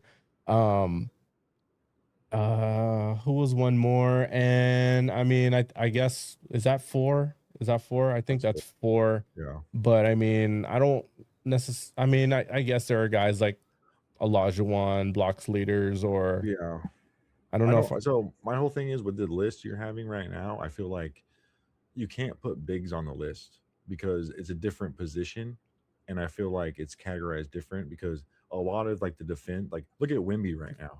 I feel like Wemby's gonna go down as one of the best defenders ever because like what he's doing, he's so long, athletic, and the way he's blocking shots, right? But that's his assignment on the floor, right? Some of these guards got to like cover the toughest guys on the floor that can dribble the ball like crazy. Like imagine trying to cover Kyrie dribbling, you know what I mean? Sure. So that's why like I don't know if I can put like bigs over like a forward or a guard, because sometimes our assignment is to guard someone that is more guard like, more dribble heavy, ISO Well, opposed. I think that's why I considered that a little bit, Mhm. which like because if I didn't have Ben Wallace on my list, That's why you didn't have Shaq on there either. I don't consider Shaq a defender either Yeah, though. just dominant. He was dog. pretty. A lot of those guys were really bad at like drop coverage and all that. They'd pretty much get lit up in the mid range every time they had to Yeah. switch off of a pick. About you didn't even throw in Gary Payton there. You know what I mean? Like, No, but to be fair, I didn't really get to watch prime Gary Payton that yeah, much, that was and I like would, what 94 or something like that. and or I'd still 94. consider Yeah. the guys that I've listed so far better than Mhm. Kawhi, but I don't think Payton is necessarily better than Kawhi defensively. Yeah. And I want to say something like the names I think I listed so far. I think they did pretty good as far as like they were known as good switchy bigs. You know what I mean? Mhm, Like mhm. they picked up the picks off of the guards, and Yep. you were pretty I would safe with honestly, that. I would say Kobe's a better defender than Kawhi. Honestly, That's fair. I would say that. Like, obviously I'm a Kobe homer. Right, Whatever. right. But That's a close one to me. Like that's it's very close. But dude, I thought Kobe locked up so he- many great players. Sometimes when it was crunch time, dude, I was just like, oh, that was nasty. Yeah, yeah, just I can see that. yeah. But yeah, same with Kawhi though, man. It's like, And then there's guys like a prime Ron Artest oh my that god, bro. are I just don't Yep, know a yep, beast, right? yeah. Like absolute The monster. Lakers ran with him at like power forward at one point, didn't they? Yeah, It that was some was crazy small lineup, dude, and he was still locking up like the bigs. he I was like, was he was Jesus, a really dude, what the? stout dude, really strong. It's like what is it? PJ Tucker. He's kind of like that, right? He's an enforcer, but he's only like Yeah, 6'5", definitely. something like that. He's a big body. But like people would say like Ron's hands and his like I don't know, just he had like ridiculous strength for whatever reason. Yeah, Like I think what's underlooked with Ron Artest, or what was his new name now? Meta World Peace, or Panda's whatever it friend. is. What's that? Panda's friend.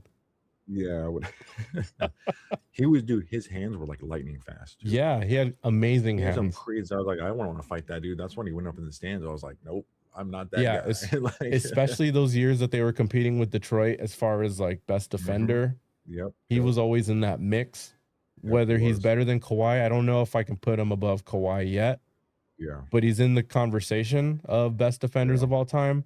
And I agree. I was just I You wanted to don't even have Jordan on there either. which is no, I crazy. wanted to confidently name like 5 defenders. Five defenders. I think my fifth Pippen was definitely known for his defense, right? Like, yeah, and I think people really underrate Tim Duncan on defense too. Yeah, I was gonna bring So- it up. Duncan, his IQ is crazy. But I understand your bigs argument, but Yeah, there's yeah. also a lot of bigs that just don't play defense too. So it's kind of 100%. 100%. I kind of got to give Karl Anthony Towns credit. Sometimes he wants to, sometimes he doesn't. It's like, dude, yeah, exactly. like 7 foot, bro. Like, Right. So I got to give credit to the bigs that like especially AD. AD can guard anybody, at least yeah, when he can. was healthy in can. his prime, 100%. It was in the when they won the championship, right? Like one of those last possessions when it was a close game, he like locked up the guard.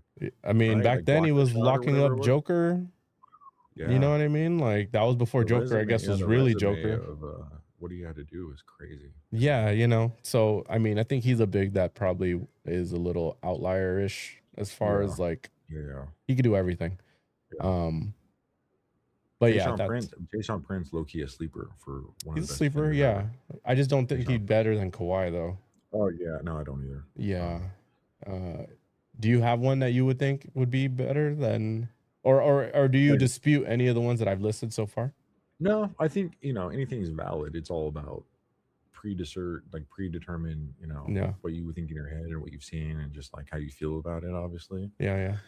I'm not disagreeing with any. Like it is what it is. Like Yeah. there's a lot of great defenders out there. Yeah. There's so many. It's crazy. I just like obviously I said like at the current time of whatever it may be, I appreciate Kawhi's defense over certain someone or whatever it may be. Go ahead, say it. It's okay. No, like a lot of players, man. Some people just don't play defense no more. It's kind of annoying. Like, Well, this league, so if you think about it, even the best guard defenders aren't necessarily stopping Steph from getting 30. I would say, you know who I would put over Kawhi right now over for defense? I Mhm. would Giannis. I like Giannis's defense. Yeah, Giannis He'll is lock really good some shit defender. up, and he's got a little bit more length than Kawhi. Yeah. Hand size, I'm not sure about their hand size. Whose hands are bigger, but They're probably the same, probably considering yeah, Giannis is like a yeah, couple inches bigger than him, yeah, and that's yeah, pretty yeah, impressive for Kawhi, right? yeah. Well, then you turn it on, they turn it on. So it's yeah. Well, one of my favorite teams, that bubble team that we Mhm. spoke about, Yeah. the defenders on that team. Do you remember that team? We had Danny Green, Danny Green. Oh my god. right? We 3 and D, had, baby. 3 and D. I want to Yep. say we had Caruso, Caruso. Yep. Did he have hair then Contavious, or no? Was he huh? bald already, or was he bald yet or He's no? been bald since he got drafted. Damn. Yeah, he got drafted bald. KCP, Caldwell Pope. Yep, 3 and D. A lot of 3 and D guys. There's a theme going on here. Yeah. Yeah, right. And Rondo was a pretty good defender. He was. And then we had Dwight and JaVale. Pretty I decent. brought that up on the last one we talked about. I was like, they were low key slept on. Yep. JaVale, shout out to JaVale, killing it overseas. I don't know if you've been seeing his highlights online at all.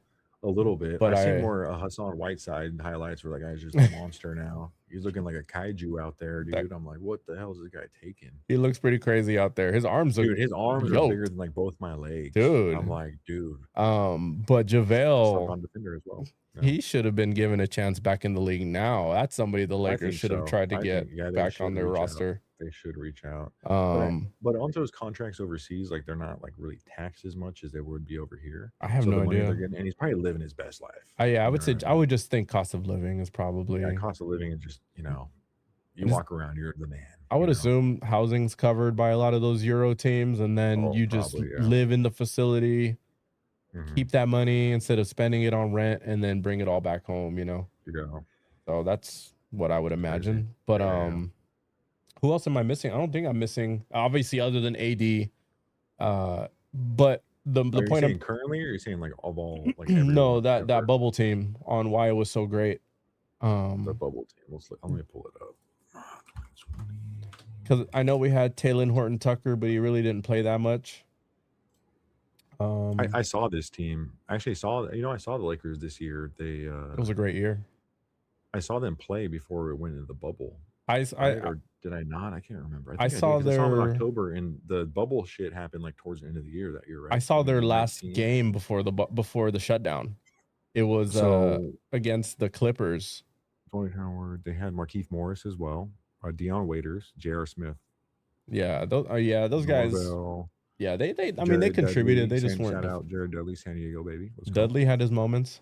Yeah, he had Caldwell Pope. Yeah. Have you ever seen Dudley down here? He's from San Diego. Have you seen him? I haven't seen him like recently. I ran into him a couple times when I was like freshly, like kind of out of community college ish, like 19 or whatever. Yeah. And he was at the rec center at San Diego. Was it Municipal? I don't know if you ever played down there. Constantly down there playing rec games. See him all the time. And another person you would never imagine who was down here all the time and playing shape at that time, Robert Horry. Oh, bro, Robert. All the time in San Diego. Yeah, Norman Powell, man. Shout out San Diego. We got some hoopers down here. Yeah, not bad. And but anyways, Jared Dudley, solid. Probably one of our last guys off the bench. Tell you a funny story right now because you brought up Jared Dudley. Yeah, go ahead. So during COVID, actually, me and my buddies, we would break the rules, right? We would meet every like Sunday or every Saturday morning or whatever. Mm-hmm. My buddy lived in North Park at the time. There's a court over there because there's like this like dog park over there, like on the side that's like gated. I don't know the name of the park. If anyone does, put it in the comments. But anyways, so it's COVID, whatever, and everyone's like wearing masks everywhere, right? And like we're playing Pokemon Go, and we played basketball, and they're like, all right, let me go hit these Pokestops real quick. Yeah. Because that was like the thing to do. It's like, all right, no one's being active because we can't go to the gym unless you have an at-home gym, whatever it may be, right? And you can kind of be separate, right? I see this guy, dude, riding this bike, and he has a bright-ass yellow shirt. Oh, I already know. Okay, hopefully you know where I'm going with this because I know I'm right with this shit because my friends were saying bullshit on this. So let I'm me looking at him guess. like, Let me guess what? before you say it. Finish your story, and then I'm gonna guess who it was. Yeah, that's what I'm gonna say. Let me tell my story, right? Yeah. So I'm getting closer, and I'm like, I fucking know him. He kept looking at me, and he was just like smiling, whatever. I was like, fuck, I know that guy. And he like stood up because he went to the bathroom because Mhm. I went to take a piss, and I came out, and I was like, looked at him, and he was waiting. He was just on his bike, like hunched over, and I was like, huh. And I was like, fuck, I know that guy. I was like, 100% know that. Tall white dude. 100%. Okay. And San Diego native as well. Yep. So I walk R.I.P. away, and I like turn around. I'm like, that's fucking Bill Walton. Yep. And R.I.P. yeah, R.I.P. Dude, Bill, man, nicest guy ever. Always bikes He said around it. hello. Used to bike around the Yeah. area. Yep. And my buddies were like, bullshit. And I was like, nope, that was him, dude. Yeah. 100%. Because then when I brought it up to other people, were like, that guy rides all the time around here. Were And you I was like, that's crazy. when we used to work together, did you ever see Russell Westbrook? Yeah, one time. Yeah. He used to come Yeah. like every summer. Yeah. That was crazy. Stuff like that. Yeah. Man, Russell Westbrook, prime Russell Westbrook. I saw him. Oh my God, the fastest player I've ever seen on court. Yeah. Yeah. That shit was crazy. I wish I could have saw D Rose in his prime. Oh my God, me too. Yeah, I feel like when Kobe retired, that's when I saw the Thunder. Like his last year, they played him. That's when I went. That was Okay. insane. Yeah. Oh, that's a good question though. Before like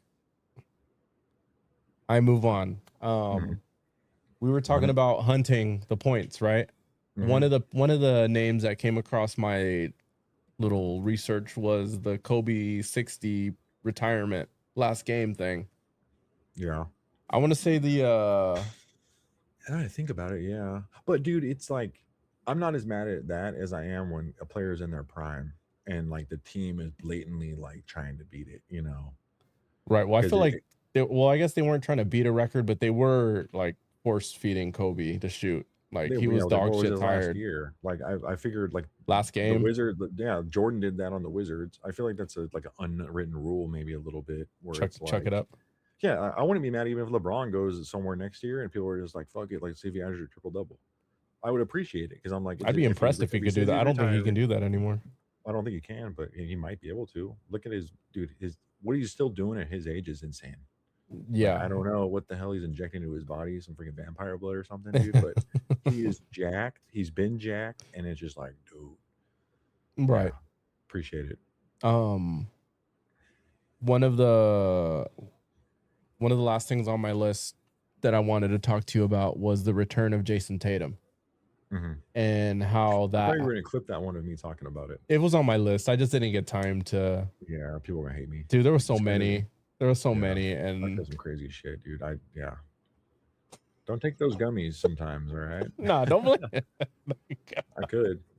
We're potting. That's how that works. You know what I mean? Yeah. Like you got to have an opinion, and sometimes they agree, sometimes they don't. I'm sorry, I might be like the next Alex Jones, dude. I don't even know. They weren't that crazy. They weren't that crazy. Relax. Yeah, dude. I don't know. These are just sports takes. We all have our crazy sports takes. Yeah. And honestly, like I said, you had a lot of likes on some of these things that people were adamantly like opposed I'm a comedian. Like I will tell you this right now. I'm a comedian at the end of the day. So when I say something, I know it's wrong, but I'll say it anyways just to piss people off because that's what comedians do. So it's like, bring it back. We need to bring it back. You know? I like it. Okay. So how do you feel about Tatum? Okay. Like I told you the last podcast, I said I hate Jayson Tatum, right? I don't hate Jayson Tatum, right? Yeah, adamantly. I like his game. I just told him I don't like the style biting he's doing, dude. Okay. Like he is the most cringe player in the league to me. Okay. I love Jaylen Brown. But his game? Like Pritchard. What about his game? I like his game. You like his game? He shoots a lot of threes. He makes them. Yeah. His jump shot is nice. It's beautiful. Yeah. Beautiful midi. Beautiful jump shot. Not many people can block it, I feel like. And he'd be hitting some shit. Yeah. Yeah. Well, there's been games where I watch where I'm like, oh, I want him to suck. But it's just he keeps getting better during the game. And I'm like, damn. Like, right. Tatum's that good. But it's just the after math of winning and then just like his personality, the way it like trickles. I'm like, it just rubs me the wrong way a little bit. You see the memes that if Tatum was Bam, he would have stopped at 81 and subbed himself out and called Kobe. Probably. You see that? Probably. That'd be okay. There's so many. We can do a whole video on the memes. Oh my God. Right. Yeah, that's true. There was a bunch we were sending. There's too many, dude. It's great. So since he's returned, Celtics their record is 2-1. It's only been a couple games since he's been back, averaging 19, 6, 3. So 19 points, 6 rebounds, 3 assists, and a steal. Yeah. What was the injury again that he had? I know it was It was a bad one. It was like a torn. his Achilles, or was it Yeah, I his think ACL? I think it was I'm a not torn exactly Achilles or something sure. like that. Let me I see. think it was his Achilles, right? The Halliburton type injury or whatever it may be. Possibly. I don't want to be wrong on the like what exactly it was, like patellar tendon or something like that, or Achilles surgery. So yeah, oh it was yeah, a torn that yeah. Achilles, and he's already came fresh. When did Fresh. that happen? When did that happen When? exactly? Yeah, when exactly did he get injured? It was in the playoffs, right? Like last year, or the year before, or I something don't like that. remember Or if that was in the playoffs. Let me see when. that's what I'm saying. I'm bad with I can't remember what I did yesterday. Sometimes I'm like, what did I do? Or I walk in a room, and I'm like, why did I walk in here? May 12th last year. So yeah, I guess game 4 of the Yeah, semis against the yeah, Knicks. yeah. And See, he's even though I say I don't like Tatum, right? When I saw that uh, happen, I felt for him, dude, because I was like, that sucks. Because like he was on a run. You're like he's doing something, you and he's know. back already, That's what I'm averaging saying. damn near 20. Mm-hmm. It's not bad. Definitely Yeah. not bad. And so far after 3 games, they're have a winning record. Let's see. I guess long term. I honestly like I love what the Pistons are doing, right? Mm-hmm. But I think if it's going to come down to the Pistons and the Celtics in the East, I'd put my money on the Celtics, to be honest. Just staff, coaching, game plan, I Tatum. wonder what their I don't record know, is heads up their right now. experience. What's that? I said I wonder what their record is heads up right now. Oh, I can look right now. So the Pistons are 46-18, and the Celtics are 43-22. Well, my I mean, like when they play against each other, like are Oh the yeah, Pistons like 2 and yeah. 3, or you know what I mean, 2 and 1, or I want to look. Well, you're right. If they played each other, they haven't played each other recently because Tatum's back. So we'd have to know when Tatum's back fully, right? yeah, I'm sure they probably at least have one more matchup remaining. I don't know if you noticed the game. I think they lost yesterday or 2 days ago. They lost to the Spurs. That was one of those games, but that was So like such a horribly refed game. I don't know if you saw the game or not, but there was yeah, just so I saw much. highlights of it. That was the game Brown got ejected, right? And Hmm. like these refs, man, like total different subject for another show, but it was pretty ridiculous how sensitive sometimes these refs are and how much they're affecting the game. But Hmm. anyways, that was to me one of the bigger reasons, because the Spurs. So they played each other how many times? They played each other 4 times this year. So So the maybe they're Pistons done took then. what's that? So they're probably done. Yeah, so Pistons took the first one, 119-113. Mm-hmm. Celtics took the next one. That was the NBA Cup, which was 117-114. Mm-hmm. Pistons took the next 2. They won 112-105. Then the Pistons won 104-103. So Wait, so it's tight. And 3 to I think 1? honestly, you put Tatum in that equation because he's not in any of those games. Mm-hmm. That's like another 20. I think, yeah, Celtics win. So is it 3 to 1? Is that what it was? Yeah, 3-1. No. 3 to 1. Oh, I don't know if It, they could. I don't know if I don't think, it'll be yeah. close. I That's what I'm think it'll saying. go That 7. I think the Pistons' time is to shine, right? But I just think experience and I don't think you have an answer to Tatum, to be But honest. they're down Drew Holiday. They're down Yeah, Porzingis. They're down Al true. Horford. Yeah, And that's what's kind of been the most surprising part about this, I mean, honestly, people season. scoring 80 points, man. Honestly, I can see Tatum doing it. The way he shoots his Yeah. threes. He's on that list of people that can Yeah, go he's pretty definitely on crazy. that list. Yeah, 100%.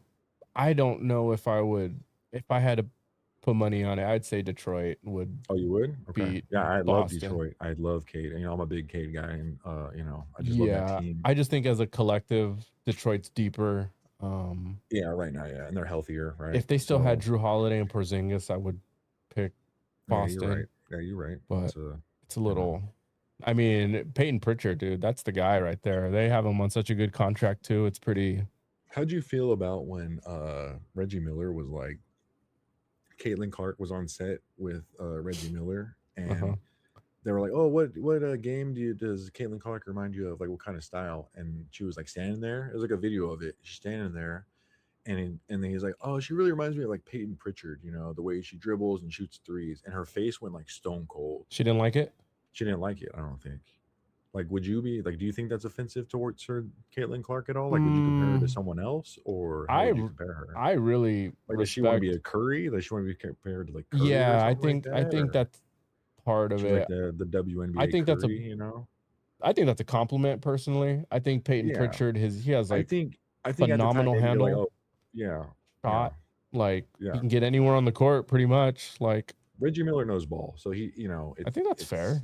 yeah, that's what I'm saying. Like, I think at the time maybe she was kind of just like, oh, like I'm not A Peyton six Pritchard. man kind of thing. Why you compare me Yeah, to a she's like, six that's a man? 6 man. Like, I'm a starter, da da da. But you know, like now it's showing. It's like this guy's a baller, dude. And all the videos of him training on like, you know, what he has to Yeah. do, insane. I remember years ago video of him at the Rex, like the open runs before the summer Yeah. or during the summer, like Yep. Yep. killer. Like they would use him Yeah. as this Pritchard's is a before beast. Yeah. Peyton Pritchard was Peyton Pritchard. They would use him as like this guy, NBA players even on the bench, Yeah. monsters, right? Man, there's so many of those. It's scary. Yeah. Scalabrini, stuff like that. Calabrini, dude. The White Mamba, baby. Yeah, dude. That's funny. Yeah.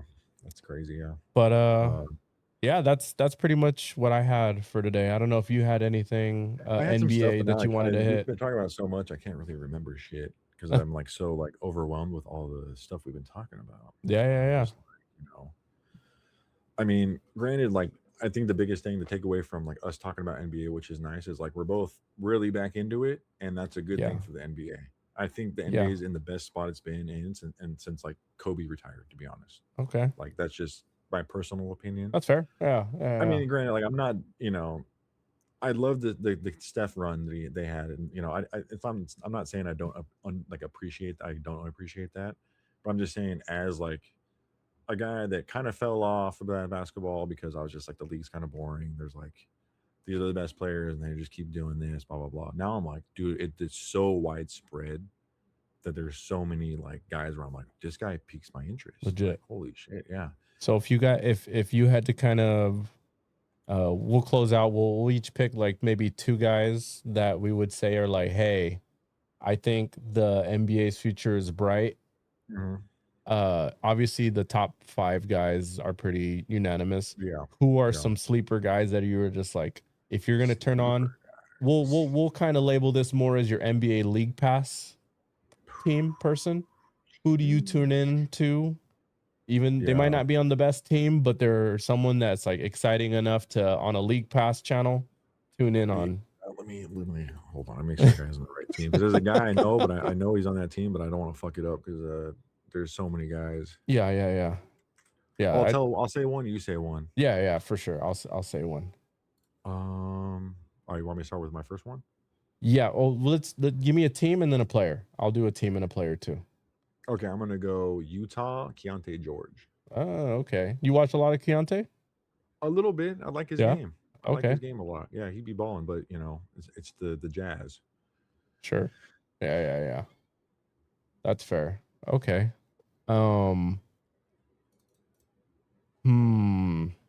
Okay, this I've been watching him a little bit. He's been gaining a lot more traction.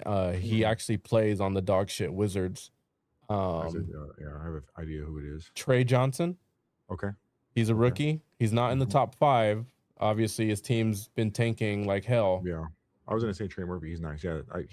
Is he a rookie this year or is he a Trey two-year Johnson? guy? Trey Johnson's a rookie. I think he was drafted top 5 even. Okay. He was up there. He was one of the higher draft picks. Yeah. But as far as recommending someone to keep an eye on early in their career to see how they blossom, who has a whole lot of potential, a lot of excitement, firepower. I'll give a one because I feel like that's a really deep cut. Stephon Castle would be my your next pick, one. right? Yeah, I think he's in that next class of Yeah. superstars. Yeah, he's nice, man. His the game is Defense, smooth, big time moments, can he's a score, vibe. He's a vibe. athletic. And he's got Wemby on him. With He's him. playing with Wemby. And he got Harper. Oh my goodness, that team is just they're gonna be good for years. So if you want to pick up a player and follow now, get on the hype train now before they become mainstream. Steph Castle. Yeah, I'm gonna, like I said earlier, shout out to my Hornets. My buddy's a Hornets fan. Let's go. All right, Yeah. Charlotte. I'm Sure. gonna give you 2 guys right now. Okay. LaMelo Ball and Brandon Miller. Brandon Miller. Brandon Miller, kind of a sleeper. I'd say appreciate him, Brandon yeah. Miller is the pick for that one. Yeah, sure. yeah. I like LaMelo Ball though. Like he's kind of a loose cannon, But but I feel like his name is popular, right? yeah, He it probably is. has Well, one it's of the just more. the name because he's a ball, right? Yeah, But yeah. like, As far as sleeper goes, Brandon Miller's that pick. sure, yeah, I would say sleeper. Okay, He's in okay, that next okay. I was trying to class. hype them all up. Yeah, I feel like yeah, but I feel like people kind of sleep on LaMelo though a little bit. Like he's underappreciated, you know, because people I are like could he's see not taking that. the game seriously. He's out there just playing like street ball, da da da. You Yeah, know, I feel like his game is underappreciated, but his name is Mhm. really popular. Yeah, If his I name is had to, popular. Yeah. But yeah, if Brandon Miller for sure. I he's like Brandon great, Miller's game a and lot. then the Yeah. Hornets, that's a good I think one. the Hornets, I give like if they keep these guys, which I don't know if LaMelo's going to stay, but if they keep those four, you know, Kaltenbriner, Knuppel, Brandon Miller, and then Ball, that's kind of scary. Those all those guys can shoot. Yeah. Do you think Lamelo could be the leader of a championship team? No, that So team then is they're not Knupples that now. scary. Yeah, true. Well, I'm just saying that team, even though he's a rookie, I say Knupple's the leader of that team already because I feel like there He has so could much be. dysfunction, right? And Yeah. it's like for a minute they had some random ass players on that team where I was like, who the hell is this guy? Like, what Right. the heck? Yeah. But I mean, yeah, I mean, he's Okay. probably on his way out, right? I don't even know, but Who, Lamelo? yeah, I think he's a candidate for when the Hornets are about to be a serious playoff contender. Their best chip to get a return without affecting like the yeah, record of their yeah, team. yeah. If they were to get like I don't know, a more consistent player, I guess, and maybe Yeah, spread LaMelo into two really good players. I think. yeah, yeah. I think Brandon Miller's about to be like uh I think he can pop off as he can be a superstar in the next one of the couple of best years. wings in the league for sure. Yeah, no, for sure. Dude, the way he shoot, he's a baller. He's fun to watch. Yeah. I'm trying to figure out the team to watch because I'm trying to think of like a young team with a young player. Steph Castle is probably my favorite young player right now. Mhm. But as far as a team that's up and coming with a lot of potential, I would just say Thunder, but you know they're already running the league. I they're feel already like. they're already killing. I'm trying to think who's like a year away or a year away from being a year away, if that makes any sense. Let me ask you this: do you think now we're bringing this up? Who do you like more out of the Wimby Chet thing? Because there's a lot of debate about that. A lot of people talk about Wimby Chet because you know they played each other in like Yeah. the height like some like They, World Classic thing, right? they've And been Chet playing got each the other since they were like kids. Yeah. I feel like there's a little rivalry building right there a Yeah, little yeah. bit between them It two. You seems know, like it. it's set up. You know the you know Who do I like more? Who do I think is gonna be better? Or yeah. I mean, well, obviously, I think the answer would be Wimby, like for both of us, right? Yeah, You yeah. know, I feel like Chet's been dealing with stuff, but sometimes Chet's in his bag, and I'm like, that's kind of I'd you know. say Chet's ceiling is multiple time all-star.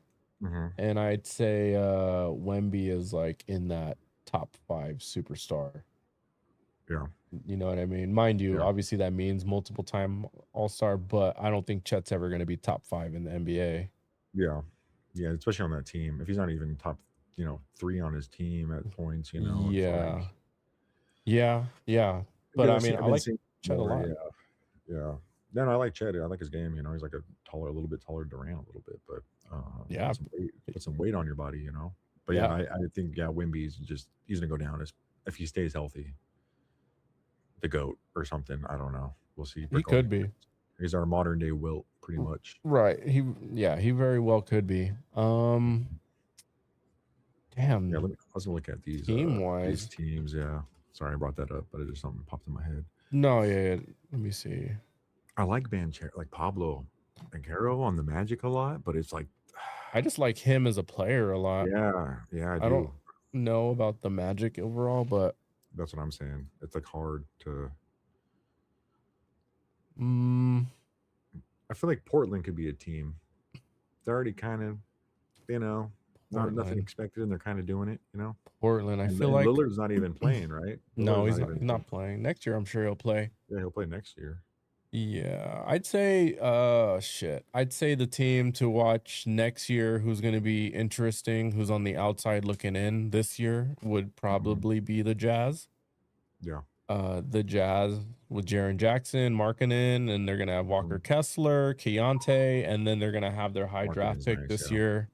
Mm-hmm. I'd say they're gonna be an interesting team to watch who's not a usual team, right? So I mean, I think Yep. that'd be a good one to hop on the bandwagon of. Yeah. Because everyone else, like the Grizzlies, are about to rebuild. I'm sure they're gonna flip Jaw first, like They have opportunity. to. It makes me sad, but yeah, you're Um, right. Portland, I feel like they keep missing on their like uh superstar Yeah, player, do it. like Yeah, do a young. team in the East, a team in the West. Do You a said team the in the Jazz. East and West. Yeah, you said the Jazz on the West, right? I said the Jazz Jazz. on the West, and shit. Okay, so if you didn't already say the Hornets would be that team, right? Uh huh. But if I had to just pick a different team to be Hmm. interesting, Yeah, mm, I'm trying to make it it's hard. It's really outside of the hard. playoff race because I don't like the Bucks. I think they're about to lose Giannis, right? Uh huh. The Bulls, I love Matas Buzelis. I think he's Hmm. a beast, but Yeah, he they is. have so many players that are just kind of like, what the hell are the Bulls doing this year? Uh huh. The Nets, I'm sure, are gonna end up with probably the Boozer son, right? Oh yeah, Cam. Yeah, I'm yeah, yeah. sure they're gonna end up with one of those guys in the top. Whoever ends up with the number one pick, if it wasn't any of the teams that we pick, is definitely gonna be that. Whoever has Cam Boozer or Banza or Peterson or Here's the thing though. It's like I saw something the other day about these guys might not even come out this year because I heard Peterson might want to play another year, and same with AJ. I So don't it's like, believe that. AJ maybe. He seems like an interesting guy to actually go purposefully to BYU. yeah. He must have a little bit like there must be like more to than just basketball that Oh yeah, he's a he all has going around like on. IQ guy. I You can know. see him doing it just because he loves being at BYU Mhm. with the Yeah, Mormons. yeah. Um but Peterson, I think he's someone who's just like He don't give he a fuck. couldn't wait. He's my John Morant. I feel like, He you couldn't know, yeah, he's he's a just loose waiting to cannon. be at the You know. NBA. Like Yeah, he's just buying time before he goes yeah. to the league. I don't think Peterson will go back to I college. think well, do they have to announce that they're going declaring for the draft like before the lottery is, or how does that There's a even? deadline. I don't know it off the top of my Yeah, because head, but it's like there is a deadline. if I'm one of those guys, if I'm AJ and I don't see the Jazz in the top whatever, right, few picks, and I'm like I'm backing out, like probably because that's where he wants to go, right? Of the Allegedly, it's like Jazz? yeah, he wants to go to Utah because he's already in Yeah, Utah at BYU. yeah, but if AJ backs out, this draft is still like top It's loaded. 10 Yeah, there's so many are guys. good picks. So Yeah. I mean, now you have to settle for Boozer. You know what I mean? Like Hmm. And you're in a real I've been saying it. I'm gonna say it now too. There's some Wimby stoppers out there in the college right now. They're tall as fuck no. that might be able to block some shit from him. I don't believe that. They can't guard him out on the perimeter, but That's in what the and that post maybe I yeah. don't know. That's the They unicorn got part that of Wemby. 7'9" kid from Florida. Yeah, but could he move like Wemby?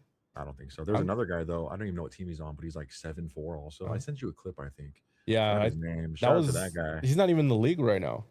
He's not, but yeah, he's in college. He is a big Or guy though. was it G League? It might have been G League or No, whatever. the clip was he was in the G League, but he got brought up, and he had a Oh bunch of yeah, highlights yeah. during that Yeah, I period was of just time. poking fun at Wimby Stopper? Question mark. Like, Yeah, yeah, you yeah. know? And Yeah. this year, I just loved it. Yeah, I don't think he's played this year. yeah, But yeah. honestly, if I had to pick my favorite player coming out the draft, it's not even Peterson or DeBanza. It's the kid out of Carolina, the Caleb Wilson.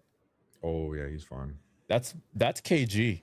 I don't know if you looked at him like I that. agree. I Take some agree with you. if you had take some time and No, look no, at I him. have. I've been playing 2K and like the My Team. You collect like they came out with the Yeah. college seasons, right? Oh, So you really? collect the cards. So you pretty much play these challenges, and every day it's different. So you get a college player. Yeah. So I've played my like all time. I played against all time like Carolina, Tar Heels with him on there, and I'm like, this guy's kind of nuts. And you get his Yeah. card. It's pretty fun. Yeah, The way he moves on the floor, the way he Mhm. dunks, he has a Mhm. midi. You know what I mean? Mhm. Like he can dribble. Yeah, I he's great. mean, Yeah, I like the power dunkers, man. Sign he's me had up a for that. bunch of 20-point games too during the year. Like Mhm. he's been if I had to stamp who my favorite player coming out of this draft is going to be, it's going I to be like, yeah, Caleb Wilson. he might, yeah. This draft is loaded. I think It next is. year is not loaded at all, is what everyone's saying. Yeah, next year's supposed to be really bad. But that, I feel like that's how it goes. I mean, we were just talking about the Anthony Bennett draft, right? The best player to come out of that was got at 15 with Giannis. And they Exactly. didn't even know. They just went on a limb, like, oh, this kid has potential. Yeah, that's just the draft you It's shouldn't not like you're taking Lonzo Ball at tank 2. for. You know what I mean? So Dude, don't even remind me. yeah, Or yeah. That's a whole different sore subject. could have had Tatum. Could have had Tatum. Could have had Tatum. Could have had Donovan Mitchell. There's so many people we could have had. Yeah. See, if Tatum, you know what's crazy is if Tatum was in a Laker jersey, I probably wouldn't criticize him as much. Your reasoning is ridiculous. This is why they hate. This is my crazy logic. This is why they hate. What's that? This is why the hate follows. Yeah. You know, I'm just messing with you. But yeah, okay, yeah. Well, I guess unless you have anything, I think that'll. No, I think we covered a lot of stuff. We did. We got some things corrected. You know, I just really wanted to collab again. We're gonna do another show tomorrow. Yeah, 100%. I have more topics, not just NBA. We'll probably. I'd be down to getting some weird shit. Like I'm always down for that. Yeah. I was, you know, the horror movie stuff too is like a big thing as well. I'll send you my notes here in a little bit. Yeah, I'm down for that. That works for me. I have a block just for you. Okay. To whatever you want with it. Okay. So I had some stuff. I wrote it down on my notes earlier, I think. That's fine. You can, you know, kind of clean up, organize, however. But there was something I wanted to do with like, it was a picture and it was like cars, right? And it was like a traffic test and it was like, who's in the right here? And it was like arrows of where the cars were going. I thought that would be really cool to do with each other. Sure. Because they know how people can't fucking drive and everyone thinks people can't drive. Like the concept of that. Yeah. And like, I was looking at this picture and I was like, this picture is so fucked that like anyone would argue about this picture. Okay. Yeah. Like I didn't really find some of that stuff because it's pretty interesting. I like that obscure. I'm the obscure kind of guy. Just forward me, I guess, if that's what you decide. Yeah, just forward it to me. Okay. I've thought about that with police shootings. Oh shit, that's too sensitive for me to talk about. Is it? I don't. When it gets to politics, man, I'm kind of just like, whatever. Hands up. I don't want to be documented and saying something crazy, even though I already am. All right, I'll make note of that. That's real. fair. Aliens are real. It's all real. Okay. That's fair. It's good because I need friends that are like, okay, when anything sports happens, 83, I gotta hit up Kyle. Well, okay. Well, if I mean, I guess politics, I just, you know, the biggest thing now is like, I will say I'm like a casual NBA. Like I'm not. I am hardcore. There's aspects I'm hardcore, but it's more of like I'm living in the past. I feel like I'm getting old, so it makes me sad. But now NFL though, I'm pretty high on NFL. Well, that's on my list. The free agent tracker. We'll talk about that tomorrow. Okay, sounds good. We have a bunch of stuff. As far as preview, a little bit of your favorites. You know what I mean? I'll after this, I'll start compiling a list of things. What time are you going to do it at tomorrow? If you don't mind me asking. I'll try to do it right now. For everyone listening or watching, all the millions and thousands, and you know. Hey, I got more than last time. That's a win in my book. So anybody who poked their eye in, just thank you. Yeah, dude, you know what I mean? Sharing your shit, man. You know. I appreciate you. Thank you. Sharing your shit, dude. Yeah, for sure. And even if it's fucking clips of me talking some crazy shit, I will share it. I don't care. Yeah. I think it's like, I don't know, like when I highlight a guest or whatever, like it's, to me, it's perfect traffic for you. You know what I mean? Like it's, I don't mind the edit. It obviously happens on my platform, but it's the funnel also to you too. So utilize that. You know what I mean? And like 100%, I appreciate you so much. Like honestly, if you want to repost, or if you want the that's why today, like I went, because I haven't been really looking at my stuff because I started streaming today because I've been working or whatever, and I wasn't feeling good last week or whatever. But I was like, oh yeah, I need to like actually set up my stuff, like how you have your like background set up and everything like that. Because I was like, I wanted to start doing more of a podcast style, because my buddy, he even commented on our post, was like, hey, can I join? And I was like, well, it's not my show really, you know. Yeah. But he's been wanting to do a podcast, so I'm like, shit, man, you know. In the perfect universe, you come on mine, I come on yours. Exactly. No homo. You need to get mine set up, yeah. And it becomes like a little multiverse of like, oh, I saw Miklo on Kyle's. I'm a fan of Kyle, and Miklo was cool. I'm gonna go check out Miklo too, and then vice versa. And there's this big spider web of just creators that are like cool and help each other out. You know what I mean? Yeah. So that's why I'll bring in someone tomorrow who you already know. So when you see him, it'll be like, oh, okay. It should be easy to have conversation with. And I got just no beef with anyone, low key. yeah, I'm for sure. Yeah. Yeah, people hate me, but I have no beef with anyone. So It's gonna be Kelsey Plum. No, just playing. And dude, hey, that would be if you had a WNBA player on here tomorrow that just wants to ball me, dude. I'll document that. I don't give a fuck. I low key want Roll the ball I out. will at some point for sure network with a preferably female creator who specializes in WNBA. I Shit. while the NBA is going to be in the summertime and WNBA is going to be going on, especially with the names that are getting bigger and bigger, right? Yeah. I mean, but how big, bro? Like, big enough. I can't. I was, you could probably clip this right now, to be honest, because I'm gonna say some crazy shit. I'm playing 2K last night, right? Yeah. Playing 2K last night. I'm doing my team, okay? So there are players on there, and their names is like Bugs Higgins or whatever they are, and I was like, why do all these WNBA players have these Looney Tune ass names? What you say, Bubs? No, yeah, like Bugs something. I don't know. But there's like Lauren Betts, right? I like Okay. her. She's good. Yeah. I was gonna say, are they Angel real? Reese's. But I'm like, some of these girls have like double last names, and they're like some Looney Tune ass names. And then I was thinking, I was like, do these girls not take their husbands or wives like last names so they're conjoining their names? And I was just like thinking about that shit. Probably. And I was right? like, that kind of pisses me off. I was like, A traditional man. I like it. yeah, I'm a traditional guy. Like I'm not. Okay. Like I know people that literally have like gotten married and they changed both their last names to make one name. A different one? Yeah. Wow. Yeah. Way too progressive for me. That's what I'm saying. Yeah. Like I don't knock it, but I'm like, honestly, the politic bloodline though, politic thing, I don't mind speaking on it and giving an opinion on it. I don't have any opinions that I feel like are that radical. I'm not. Yeah, that's I'm not out there making a difference, rioting or whatever it may be, or protesting or stuff like that. But I like the idea of practicing explaining why you either agree or disagree. And hopefully through your reasoning, whether it's right or wrong, people can at least see where you're coming from. Yeah. To me, I feel like a lot of sensational, like, or inflammatory stuff that people say. I don't think I think they are also trying to do the clickbaity thing. And B, like, I think it doesn't come from a place of like, it comes from a place of where they're trying to offend people. So I don't know, when it comes up to certain. That's why I say that, like the whole clip thing about me, like talking about Kawhi over LeBron. That's literally like the pinnacle. Like my heart's where Kawhi's at, right? Like I just appreciate it more, or whatever. But yeah, I mean, and I told you last time I have my master's in psychology, so a lot of the time I'm just like experimenting in my head. Sometimes with certain, like, let me like say something and see how it like someone's like rebuttal back, right? Because it's interesting to me because I want to see like how you react and respond.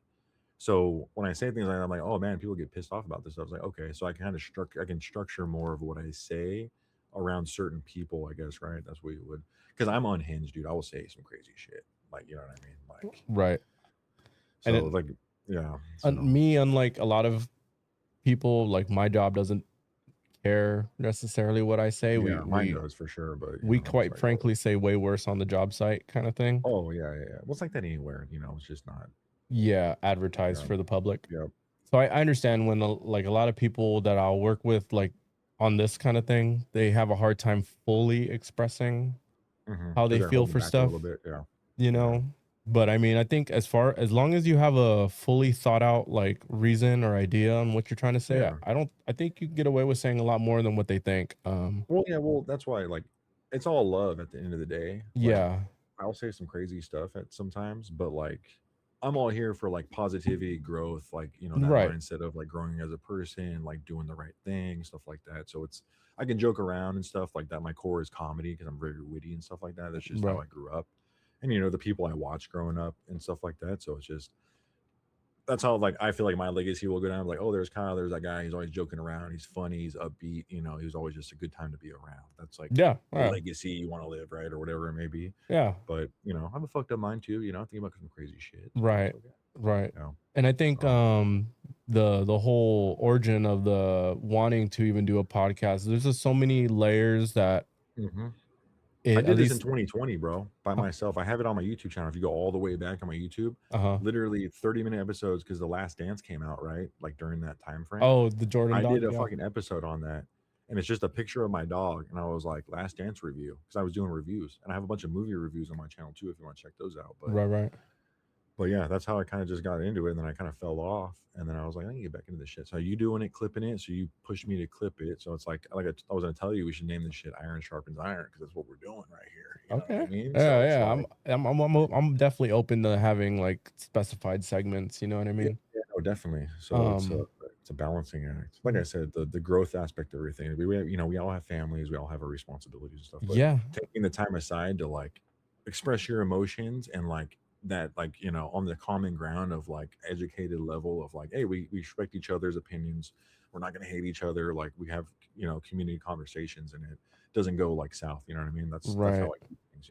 And today I wanted to talk NBA. Tomorrow I'm gonna want to talk about other just current event stuff. Yeah. I'll be No, mindful. same. Yeah. You telling me ahead of time you don't want to do politics, I'll be conscious of that for sure because I don't want to push anybody. You can do it because now I'm curious how I'd respond. So now I'm Well, like, I need to get back in the take game. a look at the topics, look into it, and see how you work with it. You know what I mean? Like I think being like malleable with this kind of stuff and like practicing speaking about things and learning and working on shit. Because I don't. This public speaking stuff's hard. You know what I mean? Podcasting's not easy. Well, that too. Plus, the crazy thing is too, it's like you get like I'd be posting something on my Instagram, right? And it's just a video of me like saying like, "Oh, I bought a fucking shotgun lighter. Like, look at this thing." You know what I mean? Jesus Christ! It has a stand on it. It's got a safety. Don't point it at me, dude. Yeah, no, dude. Shots fired, literally. But dude, like 3 weeks later, man, I'll have someone come to me at my work. You'd be like, "Oh, dude, I saw that lighter you bought. Like, where'd you get that at?" And then it sparks a conversation with someone. Right. And it just goes from there. So like, I can talk to anyone. Like in reality, yeah, like, I would be the perfect like reporter because I'd ask you some zany shit. Right. And like I said, I like anyone's opinion, like whatever it may be. Like it might be a tough topic, but I've done some crazy papers in school where it's like, right. Oh, if like someone's on their deathbed and they're not conscious enough to like if they want to like pull the plug or not, like type of those situations, Yeah. So I've done papers on that kind of stuff. So it's a tough like topic, but I will go through with like, all right, this is how I feel confident about this decision. So yeah, that's a big part of it. I've had episodes where I've gotten emotional on it. Tomorrow, teaser, I have a story that I'm going to share with you guys that's crazy, that's personal to me, and I think of this pod thing as a way of having a light therapy session at times. 100%. And vice versa, if we do it, someone else has a story to share, I want to hear it. I want to talk about it. Like us, especially dudes, don't always have the most open environment to share stuff. You know what I mean? Dude, I mean, prime example. I mean, a guy, one of my old bosses, man, he passed away a few days ago because he killed himself, man. It's like, really.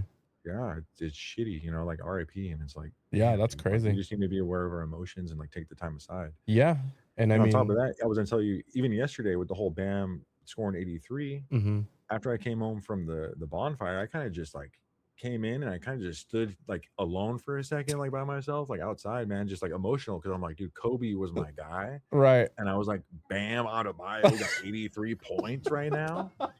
And I was like, if it was done a better way, my God. if it was done a better way, I'd be like, whatever. But like, I was just like, dude, like, I remember, Alfredo, he passed away, right? Yeah. He was the one that called me that told me that Kobe died. Oh yeah, so, like, that was a bad day. That was a bad day for me. Like, that was the shittiest day, dude. Him and I like were crying on the phone together. I was like, dude, what the fuck? Yeah, this we were already talking about. I was already talking about it like with you about like starting the pod and all that. But one of the dates that I was thinking about starting was the anniversary of his death, which was like sometime in that January, February time. Yeah, that one's too emotional for me for some reason. I want to for sure pay my respects and talk about all him for an hour. Yeah, we could do an episode of that. I'd be down for that. Yeah, for sure. You know what I mean? Like, and I don't know. I understand it's probably not going to be best for, the casual, for growth to always not always, but to not stay on a specific topic every episode. This isn't Yeah. an Well, NBA it's show. trauma, dude. We all got trauma. So if Right. we talk through it, it will, might sprout a different like route in our like spider web of life. Yeah. And I'd much rather attract people who are on the vibe of like, yeah, I'm not just an NBA person, I can talk about Mhm. current events, I can talk about movies. I love Yeah, movies yeah, too. yeah, yeah. That's how I Uh am. Yeah, I've been sticking to just my bread and butter, like sports. Like this is what I love. My true love is basketball for sure, for growing up, sure. and then it's like movies and horror and all types of stuff. So Yeah, and horror, right? film and everything. I Yeah. told you I don't have a lot of Well, film friends. in I talk. general, so it Yeah. goes from there. But culture, like, dude, I love culture so Yeah, much. Like all like types of, it's crazy. So we'll yeah, we'll talk about a wide array of things. Tonight was just NBA. yeah, Sometimes it's NBA going was to be dope. Yeah, multiple things. Maybe there's a yeah, movie that comes out. We just want to talk about the movie, but yeah. just So just what you should do is tag me if you like in the title. If you say like Kyle's opinion or whatever, you got to mhm. put casual Kyle with a K, because I'd like casual NBA fan Kyle. That will be the theme of the name, I guess, because people are so offended. Wait, on the clips. Yeah, probably. Well, it's critic Kyle, but you could put casual Kyle like as a sub thing, I guess, because like I'm gonna go with that. It's like an act for me at this point. It's like I'm an I actor at this point. Like I think oh, you keep that act, you know what I mean? You I'm gonna roll keep with it. it Yeah, I'm gonna keep it. because all it'll do, because at I the end of the can't wait till day, someone clips me and puts me in their show that's like actually popular, and I'm just getting shit on, or I become like some bullshit. well, It'd guess be funny. And same with you. You if know a what I mean? popular Or say, oh show shit. were to clip us and talk shit Yeah, about it, you know how many more eyes we're gonna have on us to exactly. come? That's what I'm saying. Like it is what it is. That'd Everyone be starts like a somewhere. blessing if that happened. Yep. Yep. But we're in a attention economy, right? Like Hmm. our clips need to be attention grabbing. Yep. So you start with the hook, the attention grabber, and then you know what I mean. Yep. Like there's a strategy to all this, and Yeah. No, I agree with that. Yeah. Yeah. It's all the about just consistency, man. That's why I've right, been on it more. I'm like, dude, you got to do it. yeah, That's why I streamed today, and I was like, I'll probably stream tomorrow. Just playing games and just bullshit. Like no one watches me, but at the same time, I'm like, I'll just document it, throw it but on my YouTube. I'm Someone sure wants to you like get go to bed. eyes on your clips though, right? Yeah, yeah. Like, Yeah, dude, the fucking crazy thing about the clips is like, I'll post a clip because I was playing Resident Evil 5 with my buddy Joe. yeah, Posted a clip of him and I playing. I had like 15K views, or not 15K, but like 1.5K views oh, within 15, like okay, within like 24 hours. So it's like, dude, damn, like holy shit, yeah, like that's crazy. Like, damn. those will convert. You know what I Yeah, mean? that's what I'm Like, saying. Like, and then someone, because you know what I do with people on YouTube, like before bed, I'll just throw some bullshit on, like watching, like, oh, this is interesting, and I'm yeah, like, oh, okay, some people just appreciate that. So for sure. we just Like, do it for someone that is going through a tough time, I guess, and just doesn't want to be alone, and we're right. there for you, right? So And that's over how it should time, be. your clips are gonna get better. You're gonna Yeah, start. my takes are gonna get better, and then I'm gonna get pop. We're gonna get popular, and they're gonna reference this clip. They're like, these guys are fucking I idiots. I think you'll just refine your clips. You know what I mean? Like Yeah. because at the end of the day, that attention is what is gonna get eyes. No one cares about any Well, boring watch Kawhi go opinions. on a run and win 5 championships right now. Right. Oh, But not gonna happen. like Crazy. that's what you're going. You want the attention, you want the argument, you want Yeah. the comment of Yeah. someone hating on your shit, like that's Yeah. what you I'm want. antagonizing us. As long as you're not doing So, something like out of your character, like don't lie about nothing, you know what I mean? But if you do yeah. believe the Kawhi is better than LeBron, fucking exaggerate that if you need to, you know what I mean? That's all I part know. of the I was commenting on some of the people. I was like, I was just rage baiting, man. You're taking it way too serious. right. Like this guy needs to calm down. You know what I mean? But I was liking all their comments, dude, because I'm appreciate it. You know what I Yeah, mean? right. But the one guy that was like, "I hate you," was kind of like a little. I was like, That's a "For little what?" extreme. I But was like, and "For also what, bro?" keep in Like, mind, I mean, I don't know if you ever look at the profiles, but like a lot of times they're bots, right? Like oh yeah, yeah, yeah. I they're get no that whenever I profile stream. pic. That's what happens. I get those bots like, "Hey, if you want to pay for this, like we'll share your stuff, and you'll get like 15K, Yeah. Well, I viewers." mean I'm like like, the hate comment. Like "Oh if you yeah. got the Oh well, hate, you're gonna get that. You know what I those mean? are You're gonna get bots that." usually. Like no Bots, yeah. profile pic, like they Hmm. follow 1,000 people and they have no Yep. follower, like no Yeah. one Some guys following just them. jacking Like off in his basement. You know what I mean? it's just Yeah. some, like an India kid somewhere like botting. You know what I mean? Yeah. Like just talking shit. So like I don't pay attention to a lot of that stuff. Yeah. But Well, at the the main reason we say it too is because my nephews they're in their like teens, right? They're 17, 18, 19, 20, all that stuff, right? And it's like I just want them to realize that appreciate the time you're in now, Mhm. because it's like you're seeing stuff that you might not see as you get older. Yeah, That's like kind of why I say the whole Kawhi thing. Because I'm like, right. I was there for the LeBron. Young LeBron was amazing. And I was like, I Yeah. got pissed off at him leaving or whatever. But then it's like at the end of the day, I appreciate Kawhi's game the way he plays because it reminds me of like the greats, man, that I like really love, that I fell Right. in love with. So Right. it's like poetry in motion. Like Right. it's just like, oh my god. So I'll Right. glaze it, and then it's just it just makes me sentimental about it. So it's I don't know, it's tough. It's therapy. It's therapy Right. to me, I guess. I like the dealing with the when it comes to like the streaming and the content, like the clips and stuff, is everyone at some point feels like cringy doing it. You know what I mean? Like Mm-hmm. I think that's what prevents a lot of people from having fun with it. Yeah, They can't get over the level of cringe in order to achieve whatever they keep thinking about doing one day. They want to do it, but they can't do it. They want to do it. that's And what then when makes they it. do it, they're like, Life, oh, this man. feels cringy. What are they going to think about me kind of thing. Mm-hmm. And I think one of the biggest things I've embraced as far as like what I've been doing, because I've gone more to talking head clips on my channel on purpose or my on Yeah, my I'd be liking that shit. Yeah, on it's dope. purpose. You know what I Yeah, no, mean? it's Like good. No, it's good. I want to put myself out there and be the focal point of the clip. Mm-hmm. Before I was relying on the clip to be the focal point on my reaction, very Yeah. little dialogue or very little, Mm-hmm. Mm-hmm. commentary because I was, you know, Yeah. embarrassed a little bit, shy to talk or whatever. So me doing talking head on Instagram or what is that? Like TikTok, kick or whatever. Yeah. whatever. All those things are to put me out of my comfort zone and to deal with that cringe feeling and getting past it. Yeah. Because at the end of the day, I want to do this because I want to do it, right? I Yeah. want Same. to, I'm doing it for fun. I'm doing it for like just like I said, like helping people. Like I'm there. right? It's hard, dude. Sometimes it's hard though. It's hard.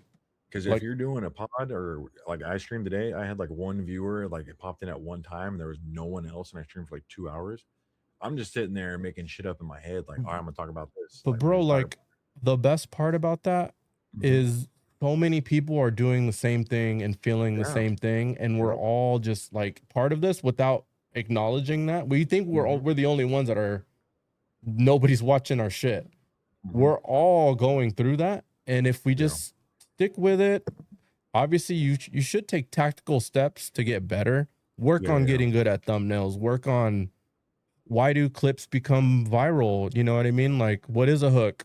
Why should I rehook someone? Or why Right. are captions there? Or why are the colors popping? All Mhm. those things, and Yeah. Creativity. So. and if you stay consistent and if you're constantly taking at least one step better, one step better, one step better, you're gonna get popping. You know what I mean? Like, Yeah. and Yeah. people, That's what I'm saying. Like I'm posting. Yeah, the clips, man. I'm telling yeah, you that shit. keep doing it.